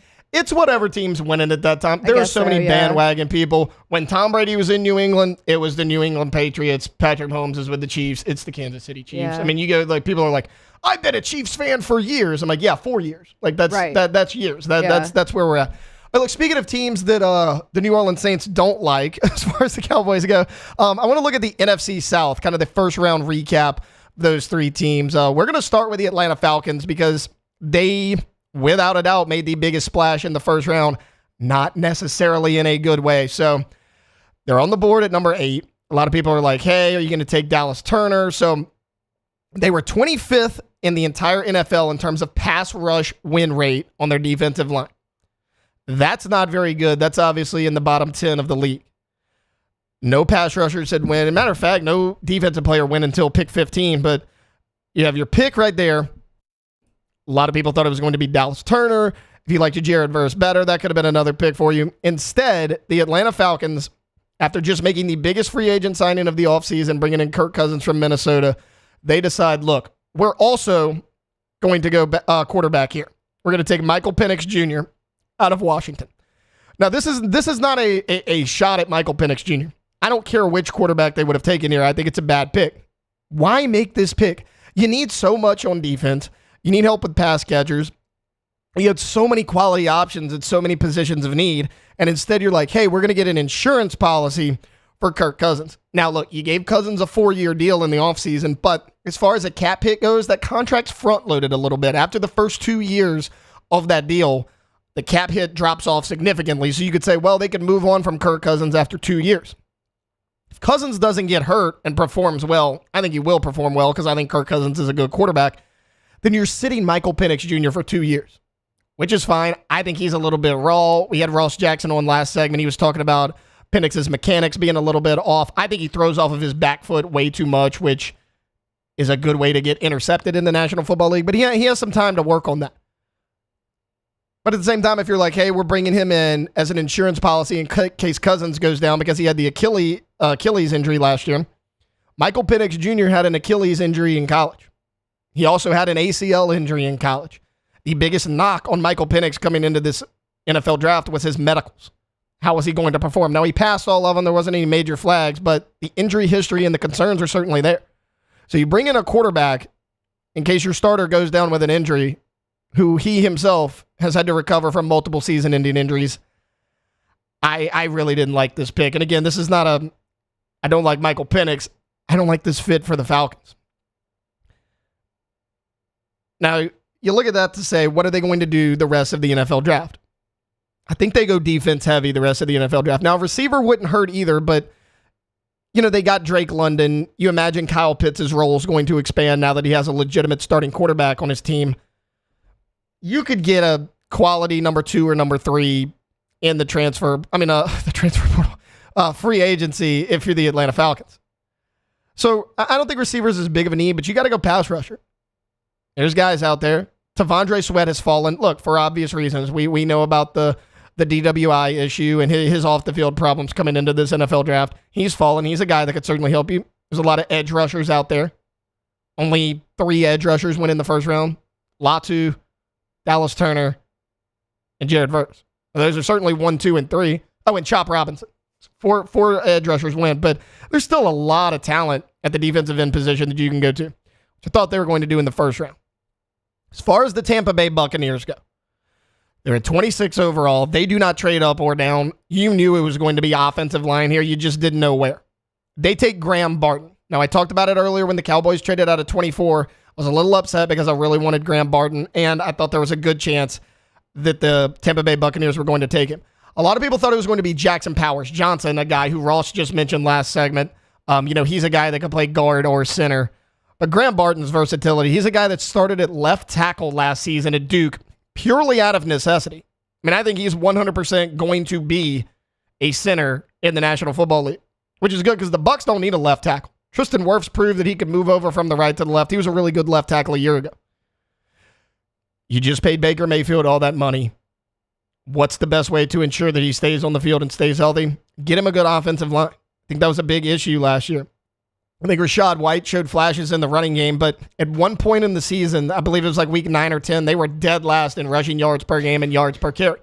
Now, it wasn't a Rachaad White thing because when Rachaad White got in the open field, everyone in the NFL saw that this guy's athletic. He can make you miss. He's got a little something. It was the offensive line. He had nowhere to run about half the time he touched the football. This was a good pick for the Bucs because they really needed a center. Again, you gave Baker the money you needed to protect him. What does this team need moving forward? I still think, not unlike the Saints, I think they were in a similar position. They need a little bit more help on the offensive line. Also, the secondary. We remember the Tampa Bay Buccaneers. They'd have leads in games, and then they'd give them up late in games. The game against C.J. Stroud and the Houston Texans comes to mind. They take the lead with about 45 seconds left, and Stroud goes right down the field and just picks apart that defense. That happened to him multiple times last year. And that's a team that won the division, but it came down to the wire. If Tampa wins 2 or 3 of those games that their defense let slip at the end, they run away with that division. And they probably get a better seed in the playoffs. Also, linebacker depth for this team is going to be huge. I get it. You got Levante David. You got KJ Britt, who beat out Devin White a year ago for that starting spot. He's a solid starter. But you no longer have Devin White. Devin White is now with the Philadelphia Eagles. And you could say, well, they chose KJ Britt over him. He kind of lost his spot in the rotation. Whether he was a starter or not, he still played a ton of ball. He was a really solid player before he made a ton of plays, and he's not there. So behind Levante David and KJ Britt, what did the Tampa Bay Buccaneers have? I think we see them go offensive line again, but not unlike the Atlanta Falcons. I think they're going to be defense heavy. A team that's not going to be defensive heavy is the Carolina Panthers. Now, they originally did not have a first-round pick. They trade from 33 up to 32, and then they give up a 2024 fifth-round pick, and they receive a sixth-round pick. They traded with the Buffalo Bills. This was a heartbreaker if you're a New Orleans Saints fan. I'm sitting there, and I'm watching the board go. I'm watching these players go, and I'm like, Xavier Legette's still on the board, and the first round's almost over. And the Carolina Panthers trade back up into the first round, and they take Xavier Legette, the guy that I really wanted the New Orleans Saints to take in the second round. I think that out of all the receivers, he probably fits your scheme the best. He can play inside. He can play outside. You could sit him in motion. I was excited to see what Clint Kubiak could do with him in his offensive system. It's not going to happen. I think it's a great pick for the Carolina Panthers for a lot of the same reasons. Remember, you got Dave Canales coming over, who was a really good offensive coordinator for Tampa Bay a year ago. He's now your head coach. You needed a receiver. You have Adam Thielen. You bring over Deontay Johnson, but you lose DJ Chark. Terrace Marshall's been inconsistent and hasn't really been able to stay on the field. Do I think they made a mistake last year taking Bryce Young number 1 overall? Yes, I do. I cannot be more clear about that. I've said it multiple times. But kind of going back to the Giants, kind of like with Daniel Jones, right? You paid him this money. You got to see what you truly have before you move on, and the best way to do that is put pieces around him. Now, they need help on the offensive line. That offensive line was not great, but again, there's quality pieces left in the draft. You needed pass catchers in a big way. Your number 1 receiver last year was Adam Thielen, who's 32 years old. He's still a solid player, but how much longer can he continue to play at a high level? You needed a big-bodied receiver that could catch those passes across the middle. I think Xavier Legette fits that system perfectly. It was one of my favorite picks in the first round of the NFL draft.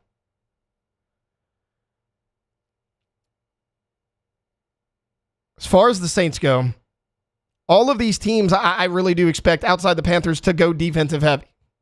The thing with the Saints that I like, that I think gives them an advantage, is those 4 fifth-round picks. They have the ability to trade up, maybe grab somebody that you're like, oh, the Bucs are going to take a linebacker, another offensive lineman here. We can jump them, which you're going to be ahead of in the draft. Most rounds anyways, barring some trade. The Panthers have a second-round pick, but it's later in the it's after you in the second round. So I think you got the jump on them. And the Falcons didn't even fill a need in the first round. So as far as the 4 teams go in the NFC South as first round go, I think the Saints get the highest grade of all of them. Followed by the Panthers because they were able to trade back up and get a quality receiver. Then the Bucks, I think Graham Barton is a really good player. And then last, I'm going the Atlanta Falcons. I think they made the worst pick in the first round. They didn't go with any of their needs. They grabbed a depth piece, a guy that you hope could be your starting quarterback in the future after you move on from Kirk Cousins. You needed a lot more than that in number 8. You could have traded back a few picks, gotten some draft capital, and still gotten Michael Penix at about 12. Anyways, look, that's going to kind of wrap up most of our NFL draft coverage. Now, we're going to have Jacob Hester on at 9:30. We're going to get his reaction, what he thought of the Saints, maybe ask him about the Chargers and the Broncos picks, since those are teams that my guy used to play for. We'll ask him his favorite pick, his least favorite pick in the first round, what his biggest surprise was in the first round. We'll get into that. But coming up in the next segment, I do want to hit a little bit on LSU football because there's been so much talk about defensive line and cornerback in the transfer portal. There's another position where LSU needs some depth that there's some pretty good players in the transfer portal. Let's see if they go after them. We'll hit on that next here on 104.5 ESPN Baton Rouge. Off the Bench with Hester and T-Bob. All-Star Toyota Baton Rouge, allstartoyotabatonrouge.com. Go to All-Star Toyota right off of Airline in Goodwood today, very conveniently located. Shout out All-Star. They just got me and my vehicle serviced up. I love it, right? Because when I bought the Siennas, I chose my level of warranty. And it's like what you're comfortable with, but I didn't even have to crack open my wallet for any of the services. Just good to go. And now, all those lights are off. And I mean, the engine lights and everything. It's just a good feeling after they've been on for a while. AllStarToyotaBatonRouge.com. AllStarToyotaBatonRouge.com. It is. It's like Christmas lights. You don't want to turn them off. No. I'm glad they're gone. Yeah, I mean, they'll certainly do that for you. Go check them out if you're buying new, if you're leasing, or if you're renting. We tell you about the rental process every single day because nobody does it like All-Star does it. Everything is available. It is per day rental prices, fantastic pricing. Even if it's just for one day, they have got you covered. Check it out all online at AllStarToyotaBatonRouge.com. In times of need, get a full list of phone numbers, websites, and other important emergency information on the Demco Stormwatch page at 1045ESPN.com. There it is, the extra mile, on the border of expected and extraordinary for those willing to go further, like vans customized for work or play, with safety and tech to keep you connected, supported by a 5-star sales, service, and finance team, and backed by the 1-star you know. So go the extra mile. It's never crowded because so few have what it takes to go there. Mercedes-Benz Vans.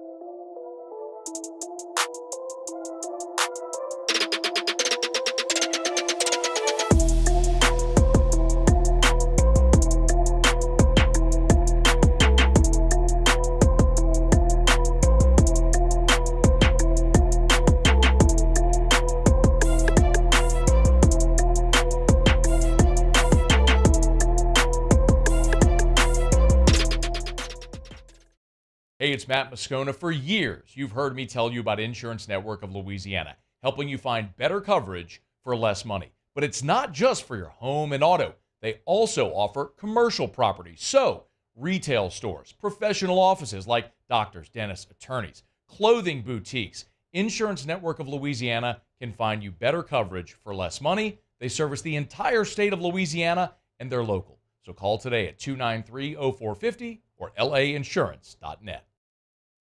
Jerry and Benny Payne began Central Plumbing Company out of their driveway in Tanglewood Subdivision.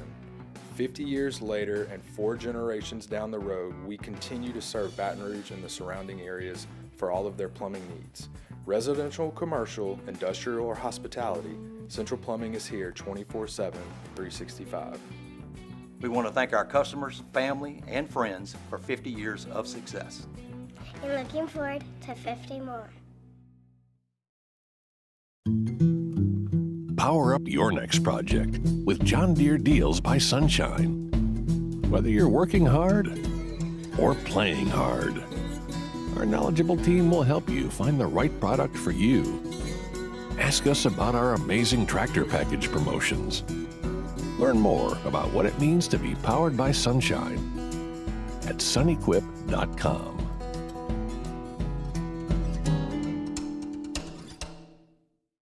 Yo, Jake here from my friends over at Community Steel Company located in Gonzales, Louisiana. The local place you can turn to for all of your metal building needs. Notice I said local, not Houston, not Dallas, not Atlanta, but right here in Gonzales. Visit them at their brand new state-of-the-art website at communitysteelco.com or pick up the phone and give them a call today to answer all of your questions on your metal buildings, roofing and sheet metal, and any.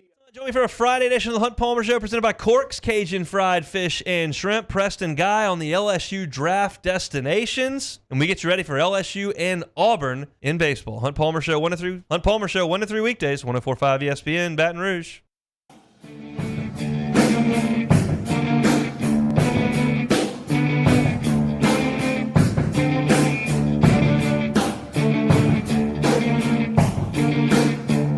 All-Star Toyota presents Off the Bench with Hester and T-Bob. ESPN Baton Rouge, New Orleans, Alexandria, and 1130 The Tiger. Rejuve Me Medical, restore me, refuel me, rejuve me.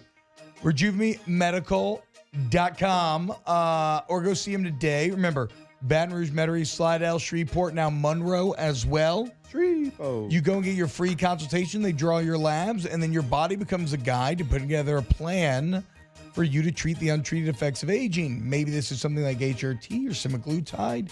Maybe it's a B vitamin shot. Maybe it's not. Like we were something the other day, they do Botox as well. Like they offer a plethora of services to get you feeling young and good again. Go to Rejuve Me Medical, RejuveMeMedical.com. Yeah, once you get that website, we always encourage you to get your consultation set up, top right corner of that website, because maybe you're dealing with something, you don't know what it is. They are going to get to the bottom of it over at Rejuve Me, but you can't do it unless you get that consultation set up at RejuveMeMedical.com. All right, welcome back into Off the Bench. Look, we've talked a ton of NFL draft today, and obviously so. First round of the NFL draft wrapped up last night. Good Lord. And right now, though, I want to shift to the college ranks, talk a little LSU football, because all the talk has been defensive line and cornerback in the transfer portal, and obviously so, right? I mean, you're paper thin at defensive line. You got a lot of bodies at corner, but I don't know how much quality you have at corner. You're probably looking for a starting caliber player, if at all, at the cornerback position. But I want to talk about running back here real quick, because I think it's kind of getting lost in the shuffle of everything. Okay. You had Caleb Jackson and Josh Williams during the spring game. They both looked awesome. You know what you're going to get from both of those guys, right? Caleb's kind of the flashy, big-bodied running back. Josh Williams, just your super consistent upperclassman, does everything well. You have Caden Durham coming in the fall. By all accounts, he's going to be a stud, but he's still a freshman. We don't know what you're going to get yet. Now, still no word on Trey Holly's future. A lot of people do expect him back, but that's still very much up in the air. Even if you get Trey Holly back, though, that's 4 scholarship running backs. Brian Kelly always likes to have a big rotation of running backs. He's going to use 4 or more running backs. He's done it since he's been here. I mean, whether it was Kevontre Bradford, Noah Cain, Josh Williams, Caleb, Trey Holly. I mean, he used a ton of running backs. John Emery. He likes a rotation and a stable of running backs. So even with Caden Durham and let's say Trey Holly comes back, that's still only 4 guys. I still think you need to dive into the transfer portal and look for somebody else. Who is that somebody else, though? A couple of names have hit the portal that LSU fans are certainly going to be familiar with here in the past few days. The first name I want to highlight is Trevante Citizen, the Lake Charles native. He played his high school ball right here at Lake Charles Prep. He was a top 300 recruit, a 4-star running back coming out of high school. He's been with the Miami Hurricanes for 2 years now. He's played sparingly. He hasn't done much, but he certainly has those Louisiana ties. He also has the size that you're looking for. He's 6'1". He's 220 pounds. You went after him hard coming out of high school. He ultimately decided to go elsewhere. That's a guy to keep an eye on, though. Because you have all these coaches that also have Louisiana ties themselves. You could bring a Louisiana native back to Baton Rouge and see if he can help you. If nothing else, for a quality depth piece. Now, the biggest name in the transfer portal is probably one that entered back on Wednesday, and it's Dylan Edwards, the transfer from Colorado. Look, he was a 4-star running back coming out of high school. Really surprised everyone when he signed with Deion Sanders in Colorado in 2023, and he did some nice things. Now, he was mainly that receiving back out of the backfield, which I kind of think plays into LSU's favor because Williams can catch the ball. We're not sure about Caleb Jackson yet. He's shown some flashes. Trey Holly, we haven't seen him catch many passes here in college. And then what are you going to get from Caden Durham? That's still a little bit of an unknown. But as far as his stats last year at Colorado, he was a productive player. He had 76 carries for 321 yards and 1 touchdown. But like I just mentioned, he made most of his damage in the receiving game. 36 catches, 299 yards, and 4 touchdowns. So 600 yards of total offense, 5 touchdowns last year as a freshman. And you got to remember, Colorado last year, they didn't have just one running back. I mean, they had 3 or 4 guys. They had Syvion Wilkerson, Anthony Hankerson, who was kind of their number 1 running back all year long. You had Dylan Edwards, Cavassier Smoke, who left Kentucky to go play at Colorado. So you had 4 or 5 running backs that you rotated in. So don't look at those numbers and be like, well, that's not a ton of production. He split the backfield with about 4 or 5 other guys, which is perfect because that's exactly what he would do here. He is a little bit on the lighter side. He's 5'9", just 170 pounds. But look, you get in that weight room in LSU's strength program, you can put the needed weight on him here in a hurry. He was the guy that jumped on the scene last year. It was the game, it was actually Colorado's opener, the one against TCU. He had 5 catches, 135 yards, and 3 touchdowns. So almost all of his damage was done in that opening game. He suffered a couple of injuries last year, was in and out of the lineup, but he had a solid year. He showed flashes. He showed that explosiveness. And again, his ability to catch the ball out of the backfield is something that you're unsure what your running backs currently on the roster are going to be able to do. He's not the only Buffalo's running back in the portal. Syvion Wilkerson, who I just mentioned, he had almost 300 yards rushing last year, a pair of touchdowns. He's in the portal as well. So a couple of Colorado buffs are in that portal that you could look at. I think Dylan Edwards provides you, at least fit-wise, with the most upside. Another guy I'm looking at, he's a guy that's been in the portal for quite a while, and it's Marquez Cooper. Marquez Cooper is a little bit of an undersized guy, and a lot of you may not know much about him. So he's 5'7", about $185. So, he's not exactly a power back, but he's just a super productive football player. He has 1 year of eligibility remaining. He was a freshman back in 2020 in that COVID year, which didn't count. Now, he's played 4 years of college football, and he's gotten a lot of play. 3 years at Kent State, and then last year at Ball State. Now he's on the move again. But he's been super productive in both spots. So his freshman year in 2020, 56 carries, 282 yards, 5 touchdowns, average 5 yards per carry. 2021, he becomes the every down running back for Kent State. He started 14 games, over 240 carries, 1,200 yards rushing, 11 touchdowns, and again, 5 yards per carry. 2022, it's the same song and dance, y'all. 1,300 yards, 13 touchdowns, 4.7 yards per carry. Then he leaves and goes to Ball State. And anytime someone leaves, you're like, okay, how are they going to adjust to this system? How are they going to be used? Are they still going to have the same level of production? He had the same level of production at Ball State. It was over 1,000 yards rushing a season ago, 4.6 yards per carry, and 4 touchdowns. So in his career, in his 4-year career, 3,800 rushing yards, 33 touchdowns, and he's averaging 4.8 yards per carry.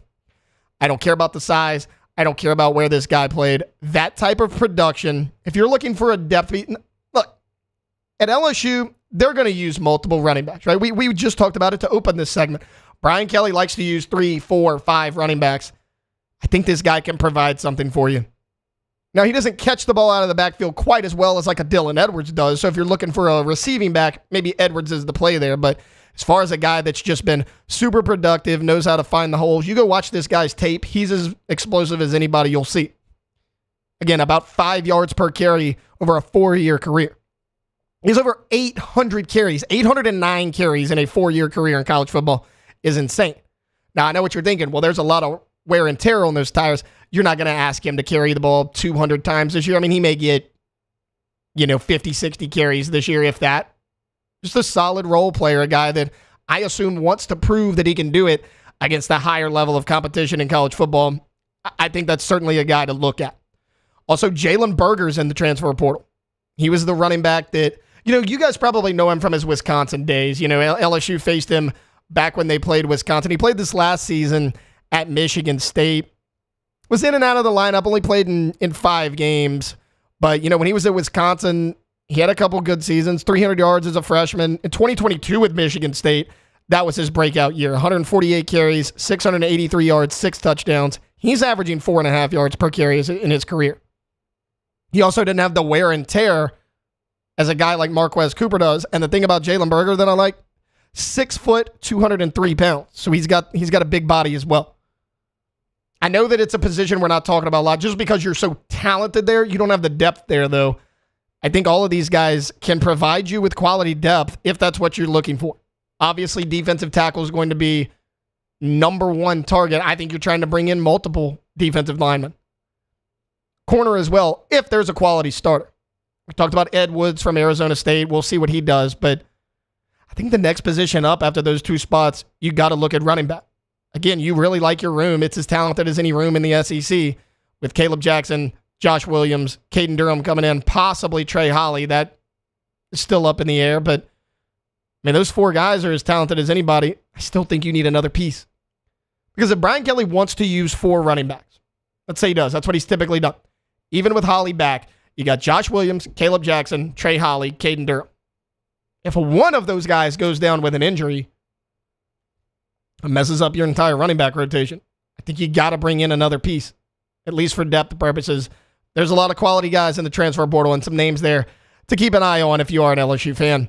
All right, look, we're going to take a quick timeout. When we get back, we're going to wrap up hour number 2. We'll be back here on the other side of this break here on Off the Bench, 104.5 ESPN Baton Rouge. Off the Bench with Hester and T-Bob.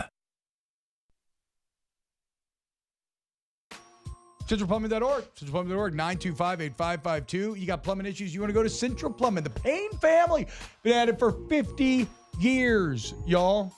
Okay? And look, you got flat rate pricing, 24/7 emergency service, excellent warranty coverage once work is done. Everybody's licensed, bonded, and insured. And again, because of that experience, they've seen it all. They can fix it all. CentralPlumbing.org. The Payne family, but a painless process with Central Plumbing is what you're going to get. And so we always say about emergencies, it doesn't have to be an emergency. Now, that truly does mean 24/7, 365, holiday, big game day, doesn't matter. If you've got an issue, they're going to come fix it. But also, we encourage you to go check out what they can do for you as far as a remodel. Let's say your home or your business, they can come in, doesn't matter what you've got, 1, 3, 5, 7 restrooms. They've got you covered. No job's too big or too small. CentralPlumbing.org. Our listeners fire off their opinions on the JimsFirearms.net hotline at 499-1045. Keep listening for your next chance to shoot us your thoughts with the JimsFirearms.net hotline on 104.5 ESPN Baton Rouge. Power up your next project with John Deere Deals by Sunshine. Whether you're working hard or playing hard, our knowledgeable team will help you find the right product for you. Ask us about our amazing tractor package promotions. Learn more about what it means to be powered by sunshine at sunequip.com.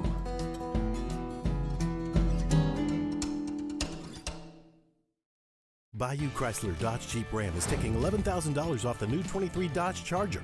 We're open for business in our beautiful new showroom and taking $11,000 off the powerful new Charger. All new Bayou vehicles come with a 1 million mile warranty. The crew at Bayou Automotive is going to do right by you.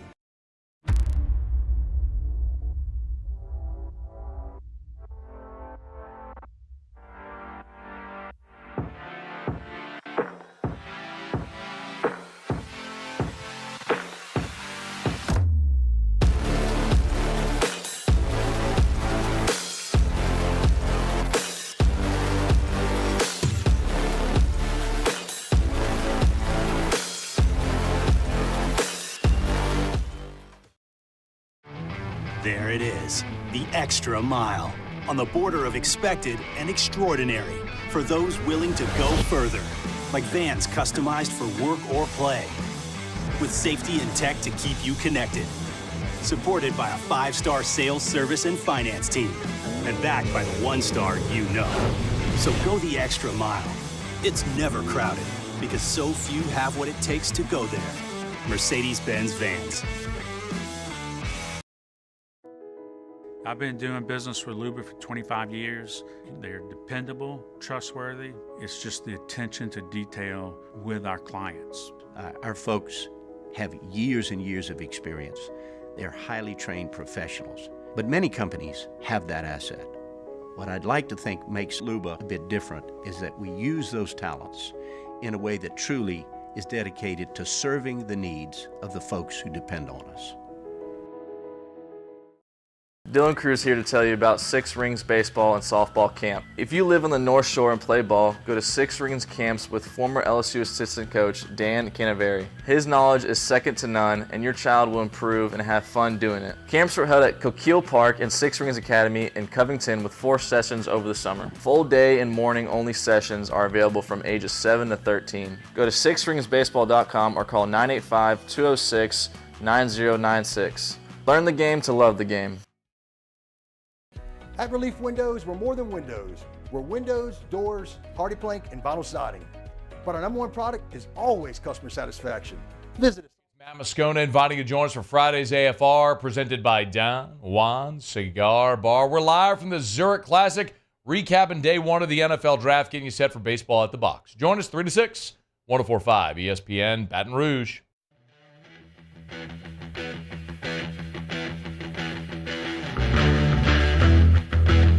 All-Star Toyota presents Off the Bench with Hester and T-Bob. ESPN Baton Rouge, New Orleans, Alexandria, and 1130 The Tiger.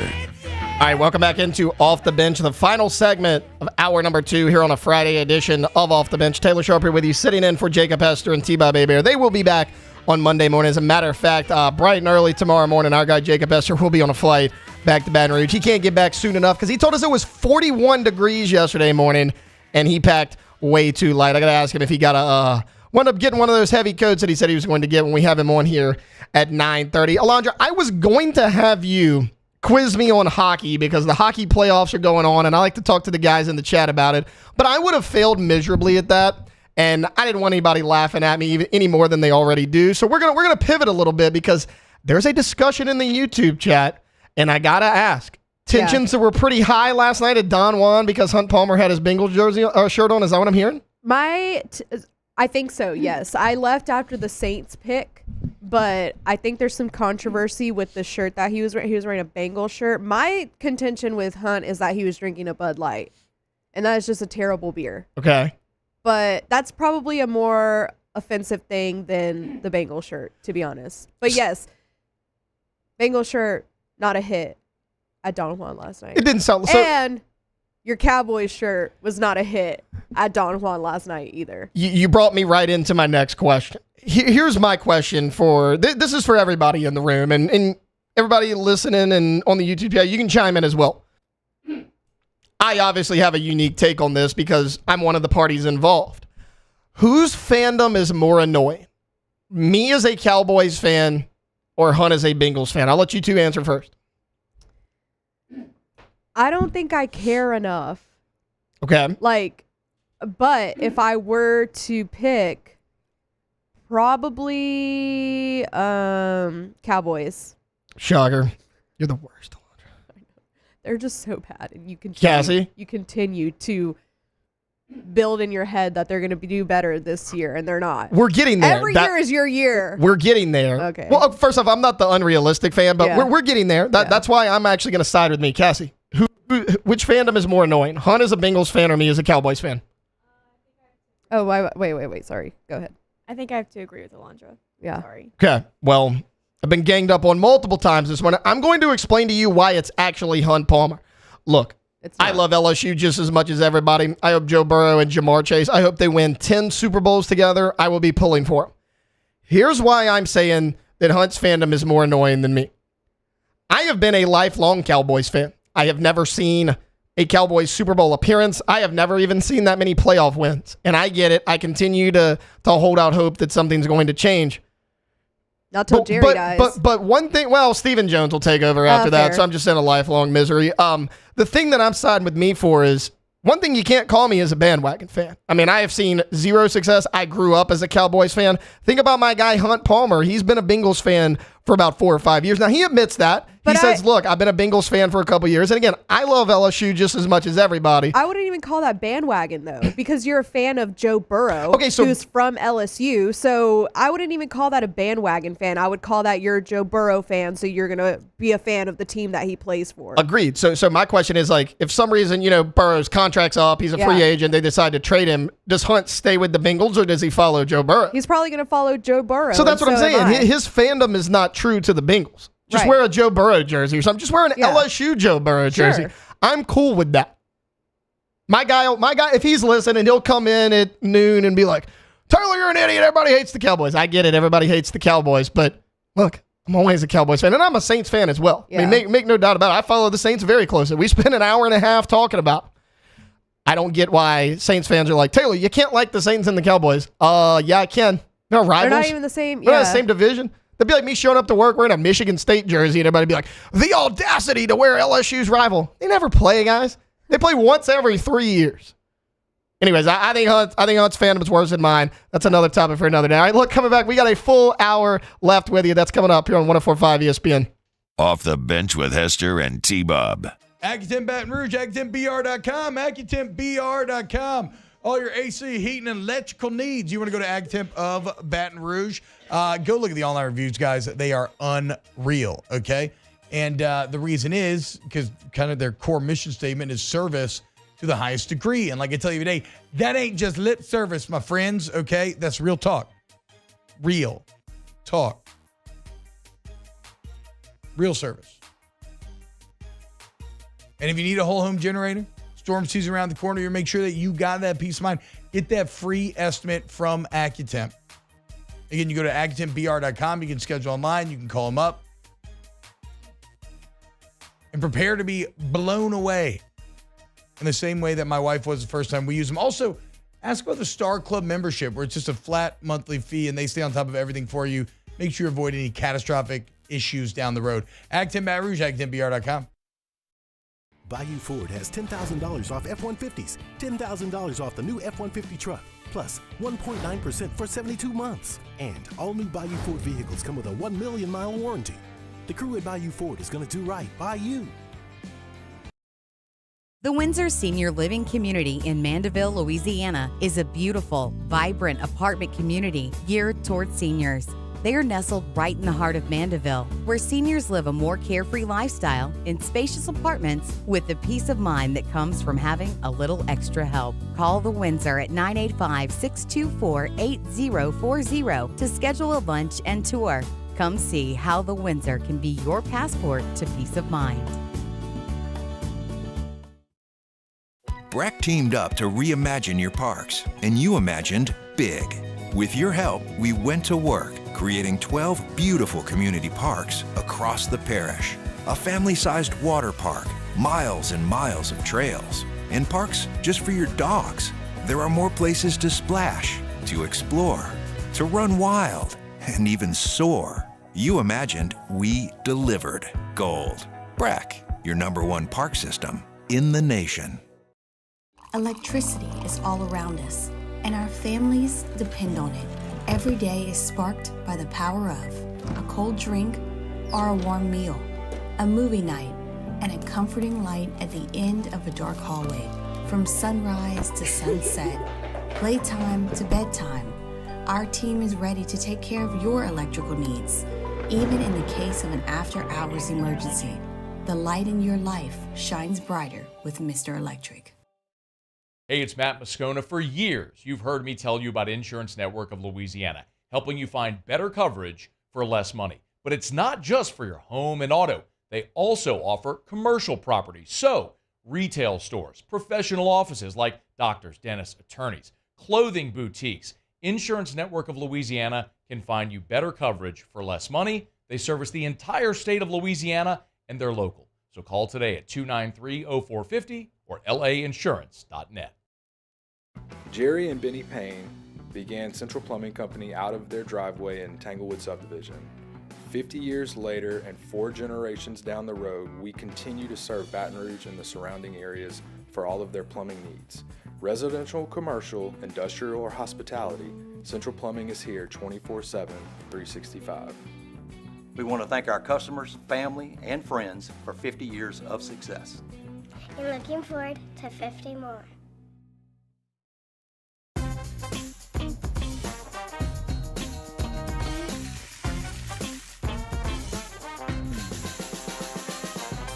The best kept secret in town is out. Discover Tallulah at the Renaissance Hotel on Bluebonnet.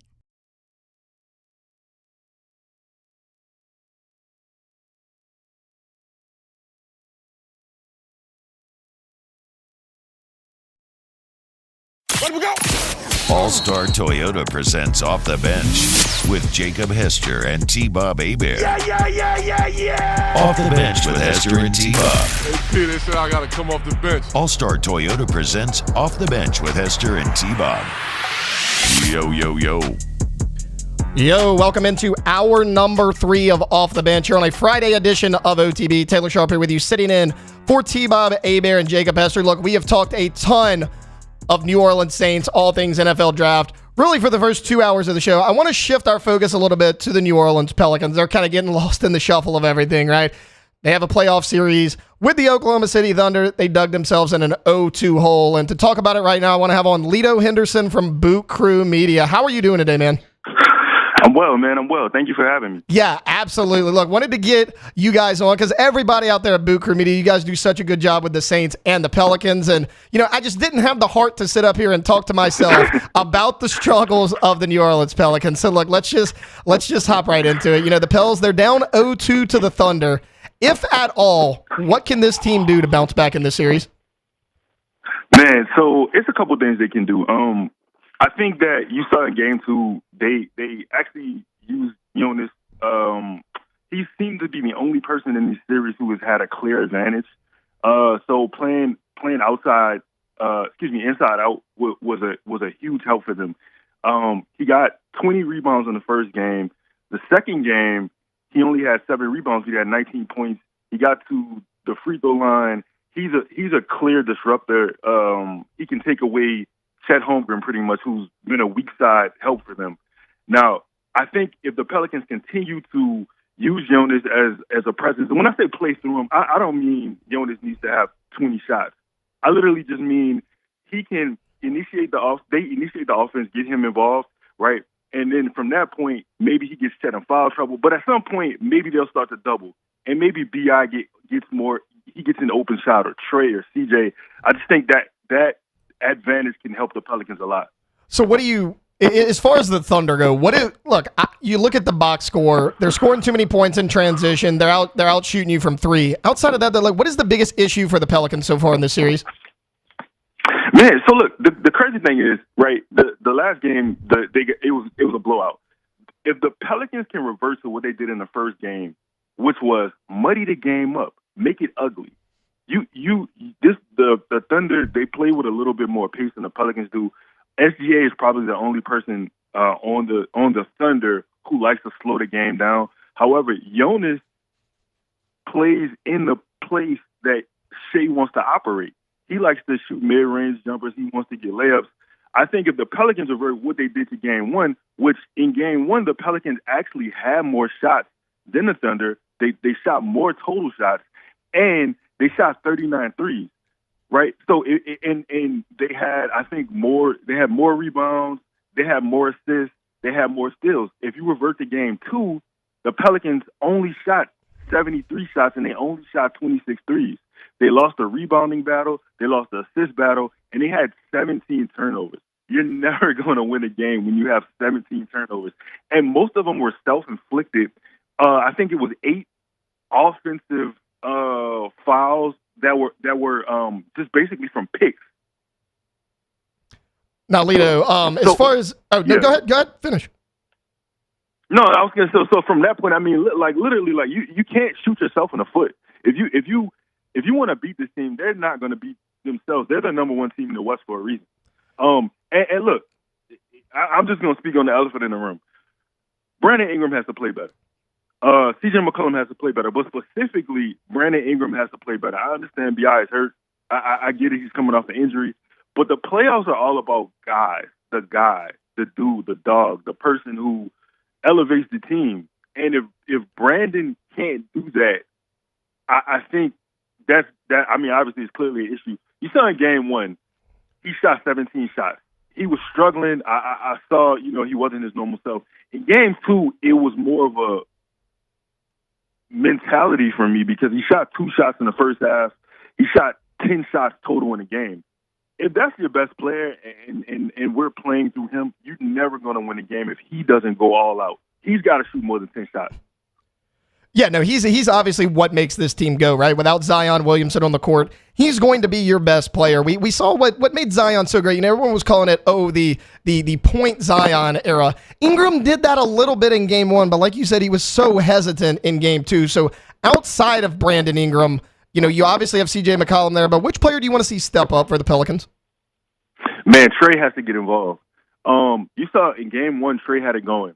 He was rolling. However, in the last 7 minutes of that game, he did not touch the basketball. He had 18 shots in game one. Game two, I think he had 8 shots total. He was 2 for 6 from 3. He had 8 points, 5 rebounds. Trey has to be the person. Trey is also a guy who can have an advantage just because of his spacing. The gravity which he operates on the floor with is truly a compelling thing for the Pelicans. You got to get him involved. You got to run more actions for Trey, whether that be backdoor screens for him, having him set the pick, to initiate the offense, or even having him initiate the offense, having someone pick for him. Maybe he gets a mismatch with, it depends on who's on Shea. Take advantage of that, or Jalen. The guys on the Thunder who don't really play defense, because a lot of the things the Thunder do, they let Chet basically play center field. Chet Holmgren is not a big man. He's just tall. You know what I'm saying? He's basically a 7-foot wing at this point. So how they play is a little bit unfair just because he can cover so much of their bases, but you got to attack it. And I think the thing with the Pelicans, you got to get more shots at the rim. Don't be afraid of Chet. Go into his body, create the contact, initiate the contact, draw the fouls. I think Trey has to get back on track with that. And most importantly, too, CJ, man. Game 2, CJ shot 14 shots, but he shot 5 3-pointers, which I believe has been a low in the last 7 or so games for him. CJ's been shooting around 8 to 9 threes. He's got to get back to that. And they have to be able to create some easier shots for CJ as well. He's got some tired legs, man. He's 33 years old. He's played upwards of 40 minutes for the last 12 or so games. And, that's never a good combination.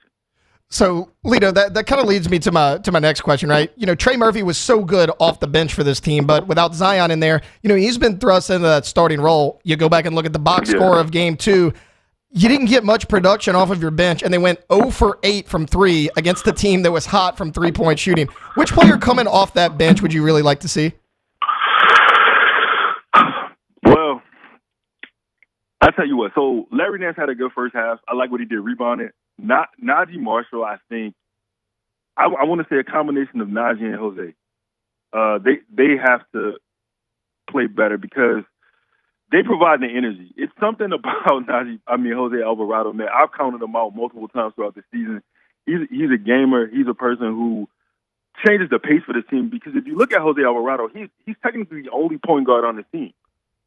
He's the only person who gets in the game, and he's a natural offensive facilitator. That's what he's done his whole career. So I think Jose has to play better. Now, look, it's been difficult because when he gets into the game, the Thunder, they've pretty much matched up. They've hunted him in matchups, which they've done the same thing with CJ. He's shot, has posted him, and gotten to where he wanted on the floor. I think Jose hitting some early shots, though, would offset that because I think the last game he went 0 for 5. And, he didn't give Willie a whole lot, so there was no reason to keep him on the floor. I would love if Jordan Hawkins could he got 5 minutes last game in garbage time minutes. I think with his shooting ability, I think if you gave him some early minutes, maybe he gets some early shots. See, the thing with Jordan Hawkins is, it's probably not going to happen. It's a pipe dream. But the thing with Jordan Hawkins is this. He is a known shooter around the league. No matter what Herb Jones does, Herb Jones shot 41% from 3 this season. No matter what he does, whoever's on the floor, Herb is always going to be the person that you let shoot. The defense is going to rotate a little bit different toward Jordan and Trey. and CJ because they are known shooters of the basketball. So I think Willie has he has people on the team. I mean, Matt Ryan is a guy. He hasn't played in a long time. He can shoot the basketball. 7 for 26 from 3 in game 2, that's just not – it's not going to do it. That's not going to do it in any game, in a regular season game, especially not in a playoff game. I think there are things that we can take advantage of still. I think the series is still alive. I know they're down 0-2, but you're still a game at home, and you're right back into it. Yeah, for sure. And look, let's say let's dive into that right now, okay? Game 3, look, you lose a close one in game 1. Game 2, like you mentioned, it was a blowout. The energy and the effort that you really wanted to see wasn't quite there in game 2. What do you want to see from this team game 3, coming home in front of their home crowd? And, normally in a series, you're like, oh, good, we get to come back home. But this team's actually been better on the road this year than they have been at home. But what do you want to see from them inside the Smoothie King Center? I want to see a team who knows its identity. I want to see a team who knows what it does well. Now, the Pelicans have to figure that out, because that's honestly been a question throughout the regular season for them too. Because there's an idea of the team had a great record at 49 wins. 49 wins technically you shouldn't be in playing with 49 wins. It's just the West was so really stacked this year. The Pelicans have to figure out what advantage, what can we do well that the Thunder cannot take away. But most importantly, again, I hate to keep harping on this point, but Brandon Ingram has to play better. He had a comment after game 1, which he said, I think Christian Clark asked a question. Shout out to Christian. He asked a question to Brandon. He said, with Lou Dort being as physical as he is, he's been in your jersey, what can you do differently? And Brandon said, let him do it. I'll be ready. Game 2, he came out and he shot less shots than he did in game 1. He was clearly not ready. I want him to stand on those words and be the player that we know he is. I don't think I'm asking for a lot there. He ended the game with 18 points. Yes, sure, but it's a different game when your best player is controlling the game. As you see, Shea do for OKC, he controlled the tempo, he controlled the pace. Brandon has to do a better job of that, being a maestro. The ball can't stick. We got to get better movement. To be honest, I think for me, if Brandon is gonna operate in the mid post area, he needs to start possessions there. There's a clear. He's a much better player when it's a 1-2 dribble situation and he can just shoot and raise over Lou Dort. Lou Dort is bullying him from the 3-point line onto the mid post area. If he starts the possession on the mid post, gets to his spot, just turns and shoots. This is a different game. He's already a rhythm. Brandon is a rhythm player. So if Lou Dort is going to knock him off his rhythm, is no way they're going to allow him to do that. Now, look, the refs have called this game. It's been crazy. Like, I don't understand. Brandon is getting mugged out there. The refs have not done him any favors, but he's got to do himself some favors and to stay aggressive. Last point to that. If Herb Jones was allowed to play the way that Lou Dort is playing, man, Herb would be Defensive Player of the Year every year. Yeah, 100%. He's should be already in that conversation. But, Lito, one more for you before I get you out of here. If for some reason the Pelicans, they don't make the necessary adjustments and it is a quick exit here in the first round, do you stick with this core of guys you got, or could you see the Pelicans making some moves in the offseason? Are you asking me personally or what I think the Pelicans will do? I guess a little bit of both. All right. So, personally, I've been saying this since the end of last season. I don't think that Brandon and Zion mesh. You have two guys who do not play. Brandon is a perimeter player who does not take perimeter shots. And this is not a knock to Brandon. I think Brandon is a fantastic player. I just think the fit between him and Zion is not the best. I think Basketball Index put a tweet out yesterday saying that they put out the players in the NBA, the forwards in the NBA who take the bottom, the most difficult shots in the league. Brandon was number 1 on the list. Zion was number 6. You can't have two players playing that style of basketball. I think the Pelicans have to look at the film of what has worked and what has not worked. If you look at, I think the starting lineup this season across the board has been a net negative. So I mean, a lot of information right there that they can divulge and do what they will. The data is there. I think at some point you're gonna have to put Trey Ingram, Lord. You're gonna have to put Trey Murphy into the starting lineup. I don't think you can continue to put him, sit him on the bench. I also think, I mean, this is my personal opinion. I think you might need to move CJ. Just going into the season. I mean, I think he's turning 34 soon. I think he's done everything that you would have asked him to do. He's put eyes on the franchise. He has updated the profile of the team. But I think the Zion timeline for me is a little bit different. The Pelicans, I know people look at the team play, they say center. You need a center, you need a center. The eye test might not show this, but Jonas has been a top 5 defensive center in the NBA as far as protecting the rim. I know that sounds crazy, but he has been. The Pelicans need a guard. They need somebody who can create easy offense. Zion has to work so hard for shots. Brandon has to work so hard for shots. Trey has to shoot 40-foot jumpers just to get space to shoot a shot. You know what I'm saying? Like, these things are there. I think the Pelicans should – you cannot run the same team back again. You just cannot do it. It'll be 3 years in a row.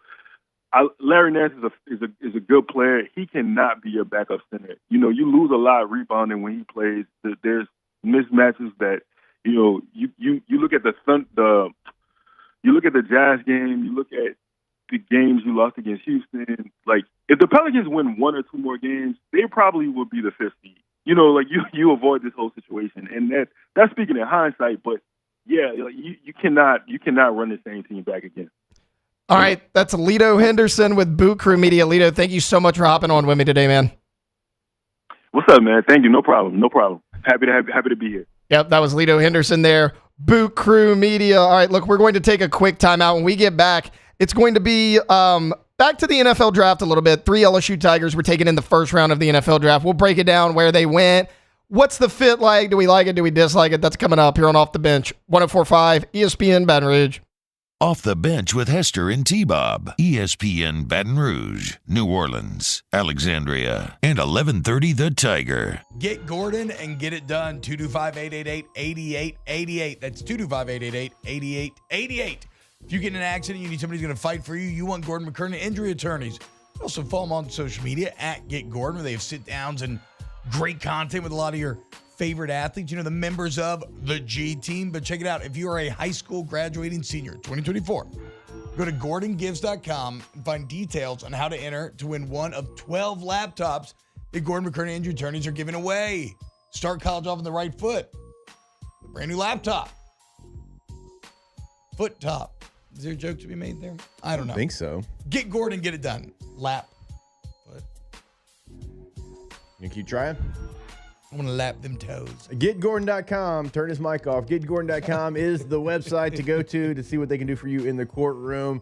Past client results, all that information. You know, Get Gordon on social media. Pick up the phone in Louisiana, your area code, followed by 888-8888. In times of need, get a full list of phone numbers, websites, and other important emergency information on the Demco Stormwatch page at 1045ESPN.com. He's here. Anyone want a Coors Light? Oh, shoot, I forgot to play the song. I got a guy who can fix this.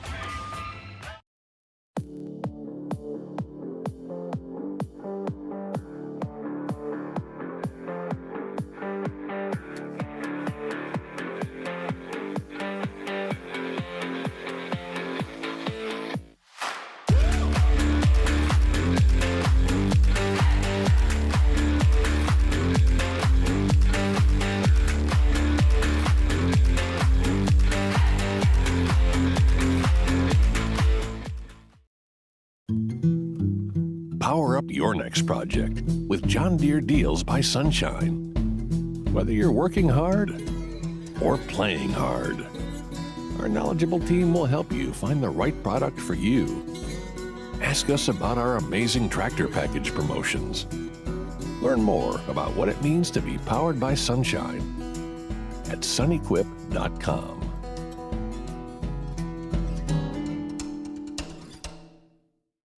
Yo, Jake here from my friends over at Community Steel Company located in Gonzales, Louisiana.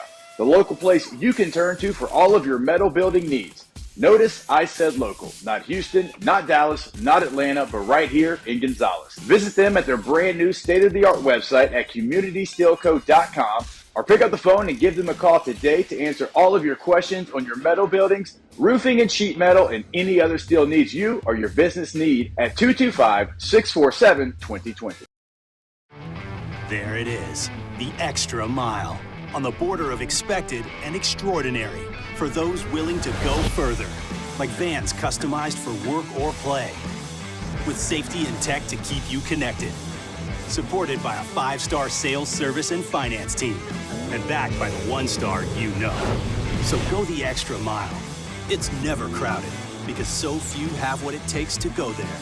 Mercedes-Benz Vans. I've been doing business with Luba for 25 years. They're dependable, trustworthy. It's just the attention to detail with our clients. Our folks have years and years of experience. They're highly trained professionals, but many companies have that asset. What I'd like to think makes Luba a bit different is that we use those talents in a way that truly is dedicated to serving the needs of the folks who depend on us. At Relief Windows, we're more than windows. We're windows, doors, hardy plank, and vinyl siding. But our number one product is always customer satisfaction. Sandiger, join us for the Friday edition of Live at Lunch from Rufino's on Highland Road. We're taking a look back at the first round of the NFL Draft and what's next in round number 2. Live at Lunch from Rufino's, 11 a.m. Friday on 104.5 ESPN Baton Rouge.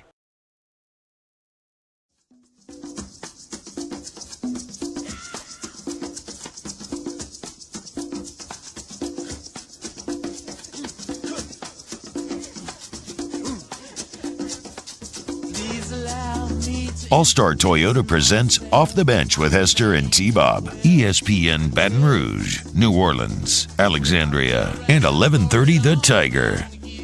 All right, welcome back into Off the Bench. We wanted to pivot a little bit because my guy's up there in Detroit, Michigan, and he's the busiest man in show business right now, so we're going to have him on right now instead of at 9:30. It's our co-host here on Off the Bench. It's Jacob Hester. Jake, what's going on, man? Not too much.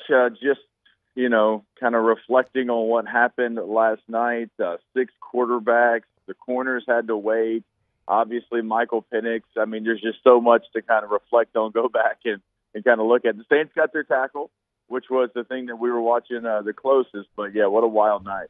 Let's kind of dive into that, right? I mean, the Falcons, obviously the surprise of the night. They're at 8 overall. They take Michael Penix Jr. I mean, what do you think their thought process was behind all this? Do you like the pick or do you not like the pick? It's not that, Michael Penix goes number 8 overall like that. That's really not the issue. I mean, I thought he would go 12 or 13, honestly. So the 8 is not the shock like it is for some people. It's who selected him at 8. Like, I think a lot of Michael Penix Jr., but the Falcons, that makes no sense at all. You sign a quarterback to a 4-year, $180 million deal. You don't sign bridge quarterbacks to $180 million deals. You sign Andy Dalton for $5 million.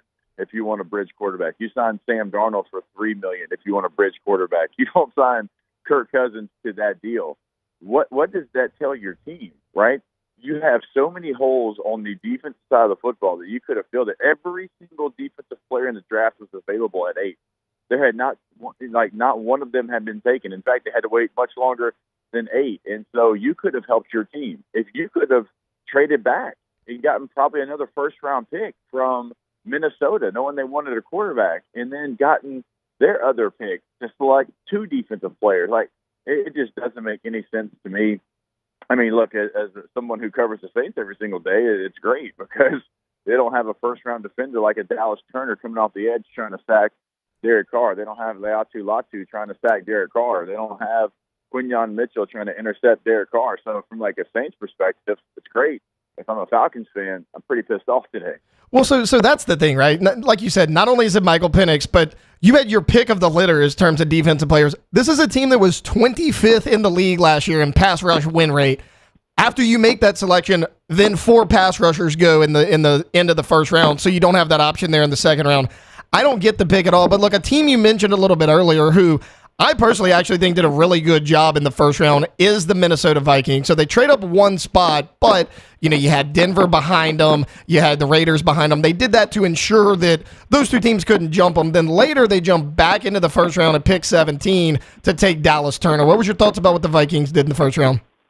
Oh, I thought they had a really nice night because of what you said. I mean, you don't have to trade up like we thought you were going to have to. We thought you were going to have to get to 5, potentially give up 11 and 23. You don't have to do that. You move from 11 to 10. You only give up, later round draft choices. And I understand why the Jets would want to make that deal as well. Their guy was going to be there regardless of what they did, so they picked up some extra picks. And so it was a really good deal for both teams.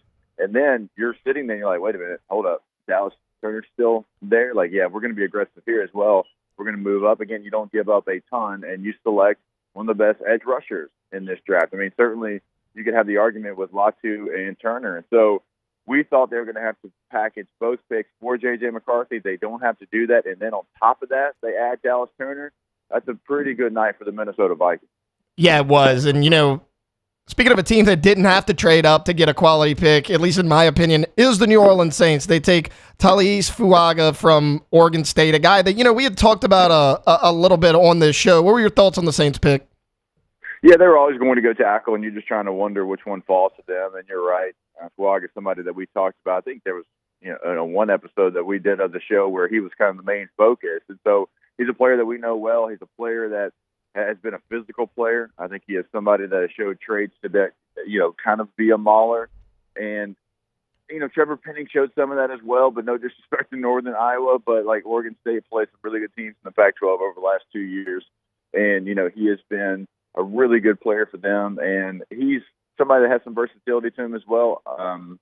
Probably, in my thought process, you go right tackle there, maybe try to, get somebody still at the left tackle position. We don't think Trevor Penning's going to be the guy. So it gives you some flexibility. It was a position of need.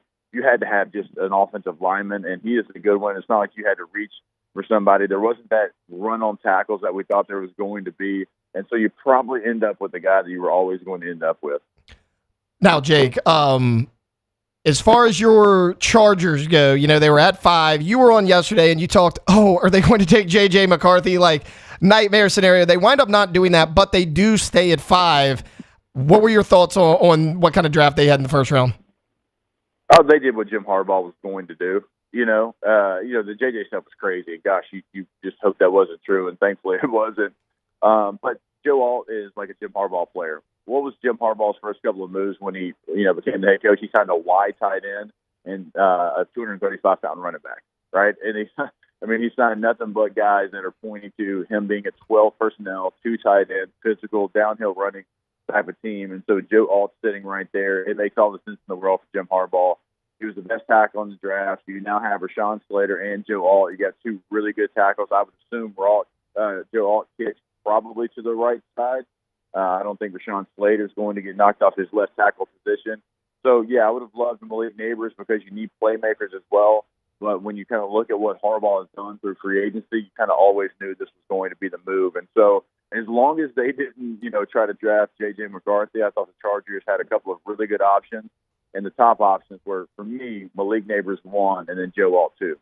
Yeah, everybody they certainly seem to love the pick as far as these analysts go. Jake, as far as the first round as a whole, is there a guy where you're like a little bit surprised he went in the first round and maybe a guy you're surprised did not get taken?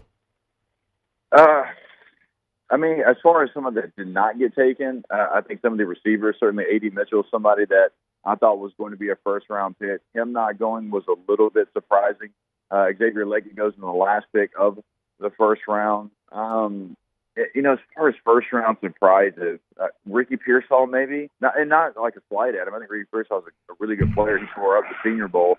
But I had other receivers ahead of him. And so when Ricky Pearsall went ahead of the likes of A.D. Mitchell, Lab McConkey, some of those receivers that we spent a lot of time talking about, that was a small surprise. And again, like, you have a run of receivers coming today without a doubt in this second round. I would, probably bet on in the first 10 picks seeing at least 4 or 5 receivers going here in the second round. Okay, that brings me right to my next point. So the Saints are sitting there at 45, and obviously receivers, what you've been mocked at a lot right there at 45. What do you think the Saints do here in the second round? Because like you mentioned, there could be an early run on wide receivers.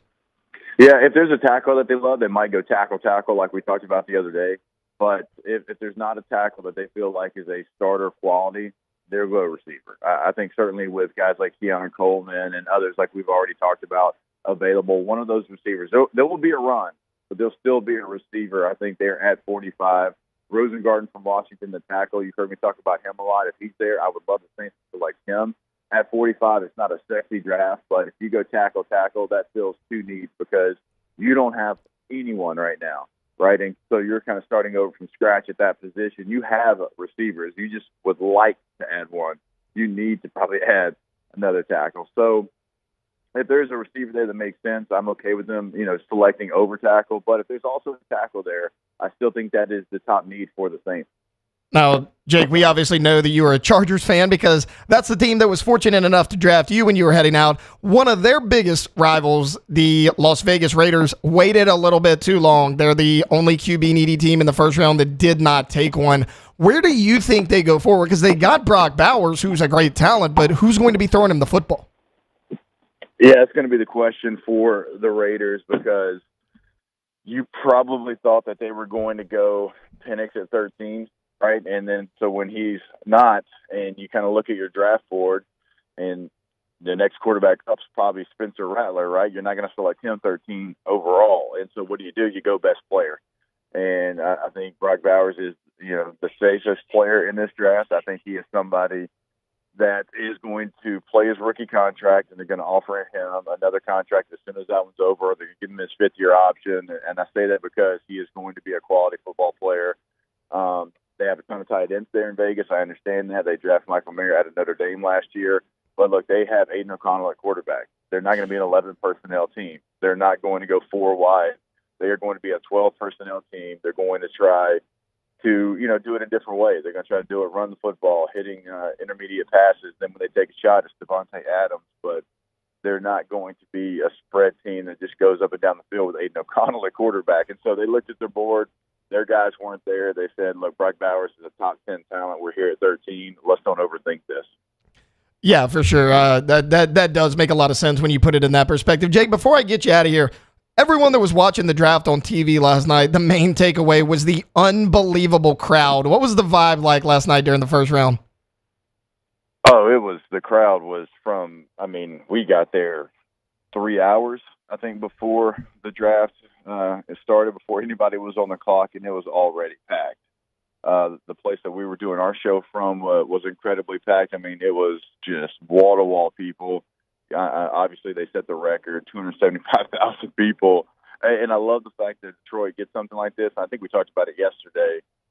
This thing has always been in New York for a long time. They started moving around years ago. And a place like Detroit, you can tell they're proud to have this event. They're proud to host this event.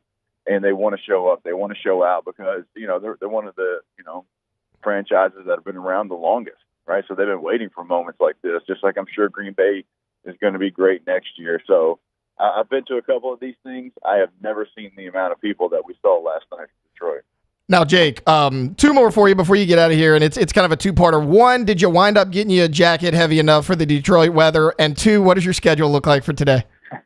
No, I did not. I had a light jacket. Yeah. A light jacket. Didn't have to go, trench coat like my guy EJ Manuel, who I was giving a hard time. He acted like he was in a frozen tundra. So I didn't have to go that far. The weather ended up being pretty nice. It's actually a little bit warmer today.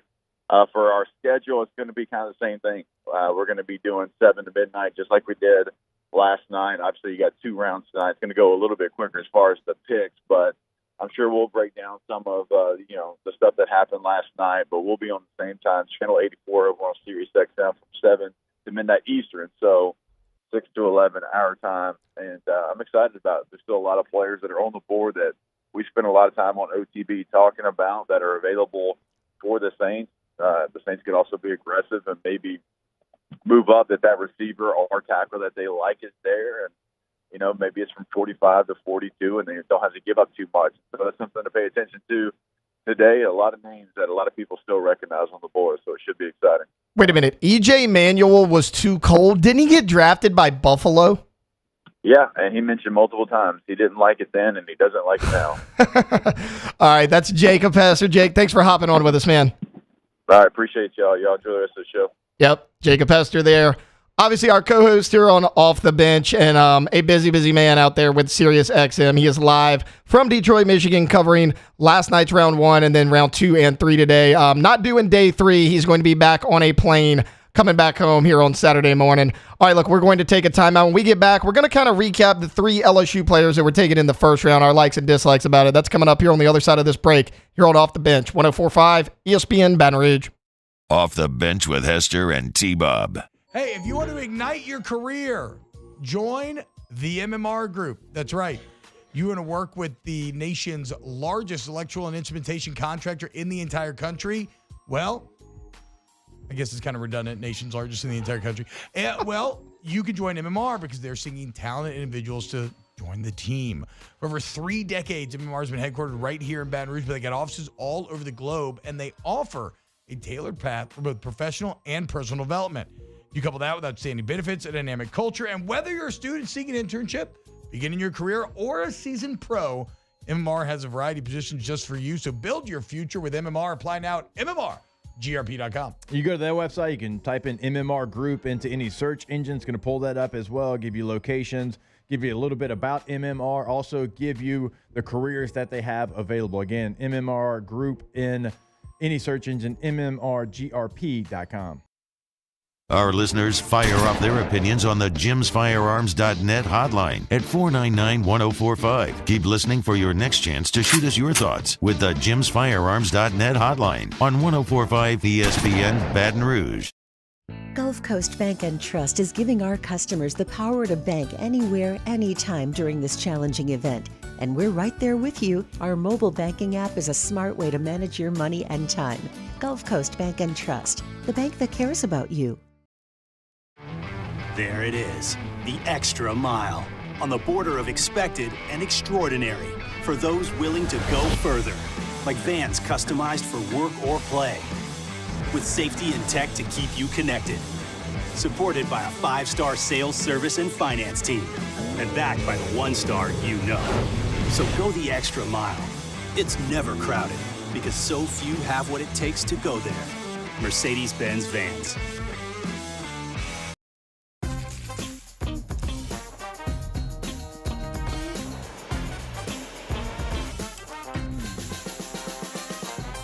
The best kept secret in town is out. Discover Tallulah at the Renaissance Hotel on Bluebonnet.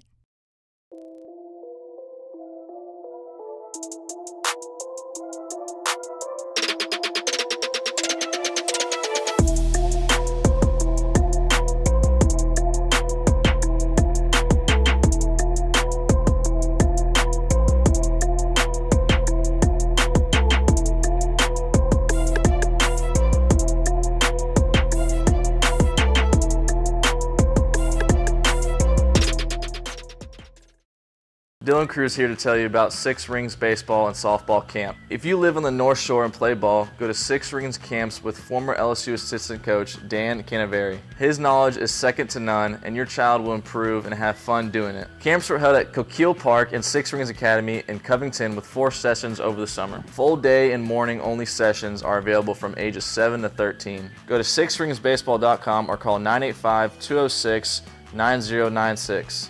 Learn the game to love the game. Breck teamed up to reimagine your parks, and you imagined big. With your help, we went to work, creating 12 beautiful community parks across the parish. A family-sized water park, miles and miles of trails, and parks just for your dogs. There are more places to splash, to explore, to run wild, and even soar. You imagined, we delivered. Gold. Breck, your #1 park system in the nation. Electricity is all around us, and our families depend on it. Every day is sparked by the power of a cold drink or a warm meal, a movie night, and a comforting light at the end of a dark hallway. From sunrise to sunset, playtime to bedtime, our team is ready to take care of your electrical needs, even in the case of an after-hours Join me for a Friday edition of the Hunt Palmer Show presented by Corks, Cajun Fried Fish and Shrimp. Preston Guy on the LSU draft destinations. And we get you ready for LSU and Auburn in baseball. Hunt Palmer Show 1 to 3 weekdays, 104.5 ESPN, Baton Rouge.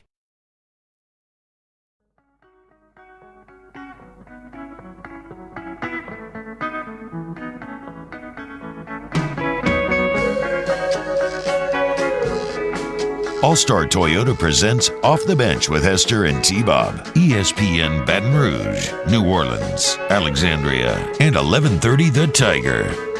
All right, welcome back in to Off the Bench here on 104.5 ESPN Baton Rouge. Taylor Sharp sitting in for T-Bob Hebert and Jacob Hester. Just a few more minutes left with you. And going into break, I teased that I was going to break down the LSU players that got drafted in the NFL draft. We may get there in a few minutes, but right now we are going to pivot a little bit and talk LSU baseball. So LSU taking on the Auburn Tigers in Alex Box Stadium this weekend. It seems like LSU hasn't played an SEC game in forever. 4 of their first 6 series were on the road, including back-to-back.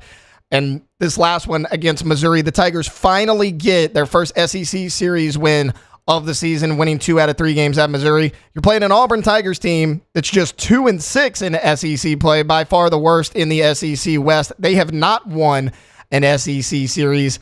I think this is a series that LSU has to sweep. If you go look at what is the magic number for them to get in, a lot of people think it's 13, but if you finish with 13 SEC regular season wins, you're going to need to show a little bit of something in the SEC tournament. Right now, I just don't really have the confidence in this team to do that, to string together multiple wins in a row. If you could get to 14 regular season SEC wins, it's going to be a heck of a task. I think you feel a lot better about where you're at. Alondra, I want to bring you in here. As far as this series, I know you're actually going to be on the board tonight. If you're looking for one thing from LSU against the Auburn Tigers, what will that be? Well, kind of like you said, for the whole weekend, I'm honestly looking for a sweep. Have to have one. The past 6 series that Auburn played, swept by Mississippi State, swept by Kentucky, lost the series to Tennessee, swept by Texas A&M, lost the series to Arkansas, and swept by Vandy. So if you have a chance to sweep anybody, it's them. And then, like you said, we go to Bama on the road, Texas A&M at home. They're the number 1 team in the country right now. So this is where you really have to get a clean sweep over Auburn. And I guess tonight I'm going to assume they're going to put Gage Jump on the mound just because that's what's been going on. I haven't seen anything released yet, but getting out in front and getting early runs, making sure you get that 3rd out and not load up the bases when you've got 2 outs. That's basically what I'm looking for this weekend. No, 100%. And I think it's going to be Gage Jump again. Look, we talked to Coach Jay Johnson yesterday, and he said his philosophy was Luke Holman, up until Gage Jump had that gem of a game last Friday, showed the most ability to go deep in ball games. And he was like, look, if we can use a little bit of pitching in the bullpen game 1, they'd have a day's rest in between game 2 and game 3, so you could be used in game 3 as well. As far as somebody who hasn't been used a ton on the weekend, and rightfully so, he struggled mightily, hadn't got a ton of play in the SEC in recent weekends, is Thatcher Hurd. I want to see what they do with him. We asked Coach about him yesterday. He said he's trying to get him back into this SEC rotation in that bullpen role. He struggled recently, but look, maybe Tuesday night was exactly what he needed. He only threw 1 inning, but struck out 3, faced 4 batters, walked 1 of them, but then struck out the next 3 batters. It was a dominant performance. It's what we expected from Thatcher Hurd. I get it. You're playing Nichols, but look, can you go in there, throw 2 or 3 innings, give up 1 run? I think that's what you're looking for from Thatcher Hurd here. I think if this team's going to be successful, like Jay said last year, and people doubted it until you got to the NCAA tournament then, if this team's going to reach its full potential, Thatcher Hurd has to be a key part of this pitching staff, whether it's in the starting rotation or out of the bullpen. Now, it looks like you got that game 3 starter. Jay yesterday, when he was on with us, said that it looks like they're going to continue to roll with Nate Ackenhausen in game 3. Ack was a key piece of this bullpen. You used him multiple times in the weekend. You have to replace that production from somewhere. I would really like it to be from Thatcher Hurd. Now, you're going righty-lefty, but it's lefty starter, righty out of the pen.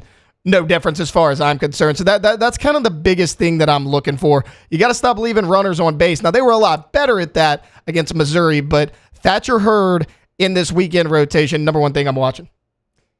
Yeah. To go back to leaving runners on base, though, we did go back to it in Nichols. That Nichols game, we were leaving a lot of runners on base. But I'm looking at this, like the stats so far. Auburn has a 274 batting average, team batting average, and they're allowing their ERA is 5.94. So that's what you need. It's similar to what we were talking about in Missouri, right? You're like, if you can touch up a pitching staff, this is the one. And outside of 2 or 3 guys in the Missouri lineup, it was inconsistent. You were able to get 2 out of 3, but that was on the road. That's why you have to sweep this team at home. Yeah. If you don't sweep this team at home, the numbers get really tough to try to make a postseason run after this, because I don't think you're sweeping Alabama on the road. They're a quality team that's in their house. Texas A&M's too good, even though you got them at home. Yeah. You'd have to sweep Ole Miss, but that may not even be enough if you don't get it done this weekend.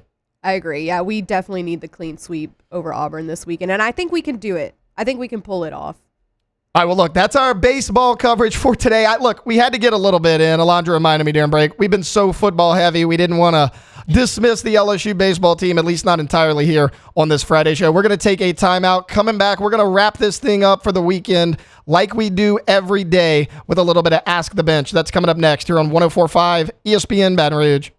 Off the Bench with Hester and T-Bob. Go to Coleman Roofing and Construction, ColemanRoof.com, ColemanRoof.com. The most complete, reliable, respected roof company in Louisiana. And I mean it, guys. Great group of guys and gals, too. From touring with them, working with them, getting to know them. Just a dynamic culture. Work hard 24/7, dude. Just like there's a vibrancy, an energy to the company. And if you go look at the reviews, you'll see exactly what I'm talking about. And remember, it's any size job, commercial, residential. It's anywhere in Louisiana, the Gulf South region. It's any type of roof. And it's also your interior construction as well when something goes wrong. Coleman Roofing and Construction, ColemanRoof.com. Yeah, go to the website. You can find the contact information in Gonzales, Baton Rouge, Madisonville, Houma, Lafayette. I mean, they're throughout the state of Louisiana. So if you're in our listening area, we are talking to you. And it is truly a one-stop shop. Sure, roofing needs, commercial, residential. They can handle anything there. Construction services as well. ColemanRoof.com. In times of need, get a full list of phone numbers, websites, and other important emergency information on the Demco Stormwatch page at 1045ESPN.com. When it comes to ending cancer, we push forward, always working together for you. That's why our cancer experts at Ochsner have clinically integrated with MD Anderson Cancer Center. This means advanced cancer care, including access to life-saving clinical trials and integrating care to treat the whole you. Introducing Ochsner MD Anderson Cancer Center. Long live you.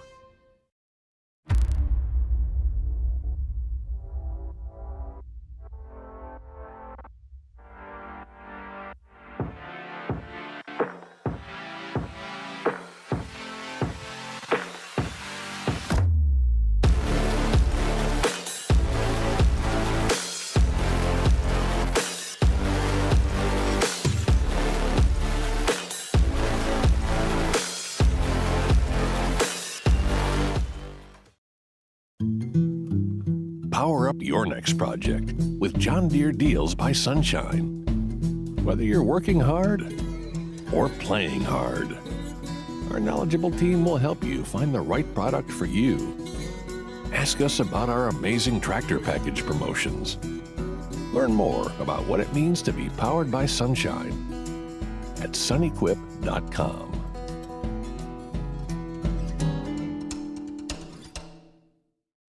Yo, Jake here from my friends over at Community Steel Company located in Gonzales, Louisiana.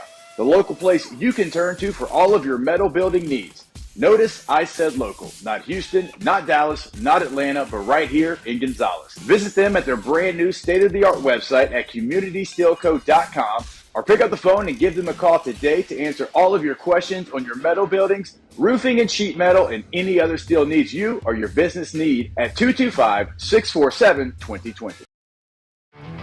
There it is, the extra mile, on the border of expected and extraordinary for those willing to go further, like vans customized for work or play, with safety and tech to keep you connected. Supported by a 5-star sales, service, and finance team, and backed by the 1-star you know. So go the extra mile. It's never crowded because so few have what it takes to go there. Mercedes-Benz Vans. I've been doing business with Luba for 25 years. They're dependable, trustworthy. It's just the attention to detail with our clients. Our folks have years and years of experience. They're highly trained professionals. But many companies have that asset. What I'd like to think makes Luba a bit different is that we use those talents in a way that truly is dedicated. Matt Moscona inviting you to join us for Friday's AFR, presented by Don Juan Cigar Bar. We're live from the Zurich Classic, recapping day one of the NFL Draft, getting you set for baseball at the box. Join us 3 to 6, 104.5 ESPN, Baton Rouge.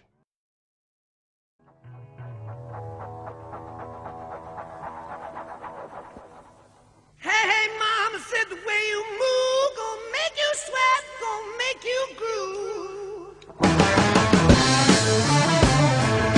All-Star Toyota presents Off the Bench with Hester and T-Bob. ESPN Baton Rouge, New Orleans, Alexandria, and 1130 The Tiger. All right, welcome back into the final segment of the week of Off the Bench. Taylor Sharp here with you for at least a couple more minutes. Jacob Hester and T-Bob Hebert are back next week, but we've had a lot of fun holding it down for you for the last 3 days. Let's dive right into it with a little bit of Ask the Bench. This one here coming from Ryan Smith. If New Orleans were to host the NFL Draft, where in the city would it be held? Now, my first thought, and probably the best answer, is going to be Champion Square. You're right out there in between the Smoothie King Center and the Superdome. The only problem is your limited space there. I thought about City Park. You know, they do all the festivals out there. I think I'm still going to lean Champion Square, though, but the lack of space is a little bit of concern. But you can pack people up on the stairs of the Smoothie King Center and the Superdome. I don't worry about that too much.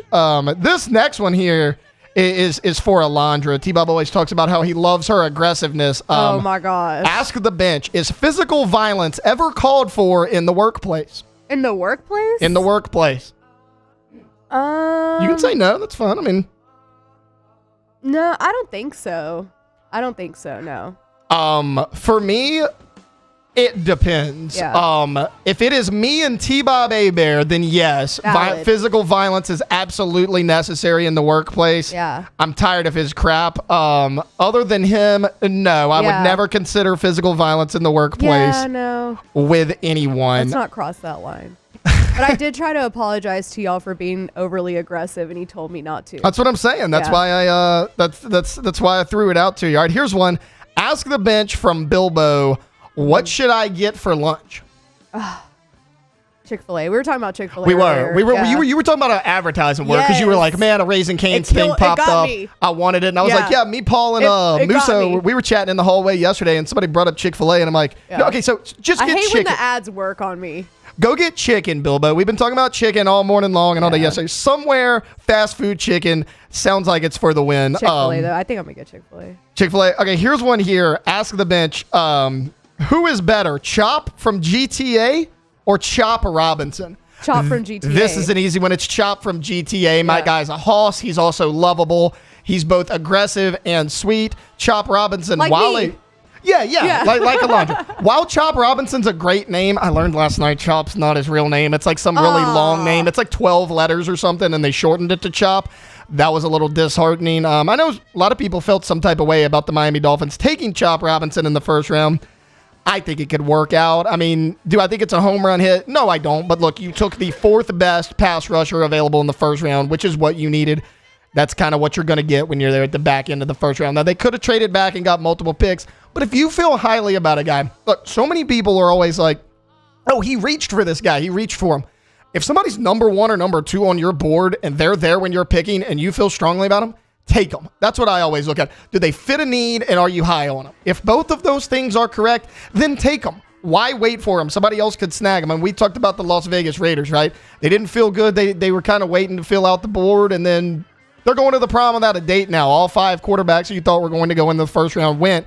Before pick number 13, they grabbed best available, which was Brock Bowers, but now they're looking for a quarterback. That very well could have been the same case as the Miami Dolphins. I think they probably should have traded back, but again, we don't know what their big board looks like. If Chop Robinson's number one or number two on their big board and he's there at the end of the first round, I don't see why you don't make the pick. A lot of times teams fall in love with these players for one reason or another, and that seems like that's just how it went with with the Miami Dolphins. All right, ask the bench. Can't ask that one. Ask the bench. Who is the best player the Saints could draft at number 45 if he falls to them? As far as position of need, look, you need defensive linemen. You obviously need O-linemen. There's a lot of them left. If you get one of these receivers that we mentioned, whether it's Keon Coleman, who I think that's your biggest need because, he's that big body receiver that you don't have. Ladd McConkey is a completely different type of receiver. However, he's probably a little bit better than Keon Coleman, in my opinion. You could be creative. You could move him around. So Coleman, Ladd McConkey, Troy Franklin, who I like, who I don't think is getting quite enough play. He's been kind of an under-the-radar receiver. Malachi Corley's out there. I think it's a receiver in round 2 and then dip into the free agency market, sign some of those solid offensive linemen that we talked about earlier in the show. So Coleman, McConkey, Troy Franklin, any of those guys I'd be pretty much happy with. If not, go best available O-lineman or D-lineman. All right, look, that's going to do it for the Friday edition of Off the Bench. It was an absolute blast these last 3 days. Hard work, but fun nonetheless. Alondra was certainly a big help. And then Cassie over there on video, just a model of consistency, right? We know what we're getting from Cassie every day. She always comes in with a smile on her face. And shout out Cassie. Shout out Cassie. She does a bang-up job as well. That's going to wrap it up for us. T-Bob Hebert, Jacob Hester are both back on Monday morning. Me and Alondra, we're back as well. So it's the full cast of characters. Have a good weekend here off the bench, 104.5 ESPN Baton Rouge. Off the Bench with Hester and T-Bob. Off the Bench with Hester and T-Bob. ESPN Baton Rouge, New Orleans, Alexandria, and 1130 The Tiger. What's going on, y'all? I am so happy that we have partnered with Trash Rangers. If you want a local option for your waste management, people that care, people that, unlike these national companies, don't just, the national companies, they take the trash, they keep the trash in Louisiana, they take the profits out. Not the case at Trash Rangers, okay? So if you're in Livingston or Citrus Parish, you make the switch. You see the red cans everywhere. They're incredible. But check it out. No matter where you live, Trash Rangers can now officially take care of all of your trash needs. If you or your company need a roll-off dumpster, 15, 20, 30-yard dumpsters, however long you need it, call Trash Rangers. They'll work it out. And they don't got to check in with any national owners who set the prices, okay? Locally owned and operated. TrashRangersLLC.com. Yeah, when you go to that website, you'll see all the information that we give you every single day. Also, you can pay your bill on that website. You can sign up for service on that website, and we can't stress it enough. I mean, weekly text reminders, reliable service. They are your go-to option. TrashRangersLLC.com. There it is, the extra mile, on the border of expected and extraordinary for those willing to go further, like vans customized for work or play, with safety and tech to keep you connected, supported by a 5-star sales, service, and finance team, and backed by the 1-star you know. So go the extra mile. It's never crowded, because so few have what it takes to go there. Mercedes-Benz Vans. The Windsor Senior Living Community in Mandeville, Louisiana is a beautiful, vibrant apartment community geared towards seniors. They are nestled right in the heart of Mandeville, where seniors live a more carefree lifestyle in spacious apartments with the peace of mind that comes from having a little extra help. Call the Windsor at 985-624-8040 to schedule a lunch and tour. Come see how the Windsor can be your passport to peace of mind. Dylan Cruz here to tell you about Six Rings Baseball and Softball Camp. If you live on the North Shore and play ball, go to Six Rings Camps with former LSU assistant coach Dan Canaveri. His knowledge is second to none, and your child will improve and have fun doing it. Camps were held at Coquille Park and Six Rings Academy in Covington with 4 sessions over the summer. Full day and morning only sessions are available from ages 7 to 13. Go to sixringsbaseball.com or call 985-206-9096. Learn the game to love the game. Breck teamed up to reimagine your parks, and you imagined big. With your help, we went to work, creating 12 beautiful community parks across the parish. A family-sized water park, miles and miles of trails, and parks just for your dogs. There are more places to splash, to explore, to run wild, and even soar. You imagined, we delivered. Gold. Breck, your #1 park system in the nation. Electricity is all around us, and our families depend on it. Every day is sparked by the power of a cold drink or a warm meal, a movie night, and a comforting light at the end of a dark hallway. From sunrise to sunset, playtime to bedtime, our team is ready to take care of your electrical needs. Even in the case of an after-hours emergency, the light in your life shines brighter with Mr. Electric.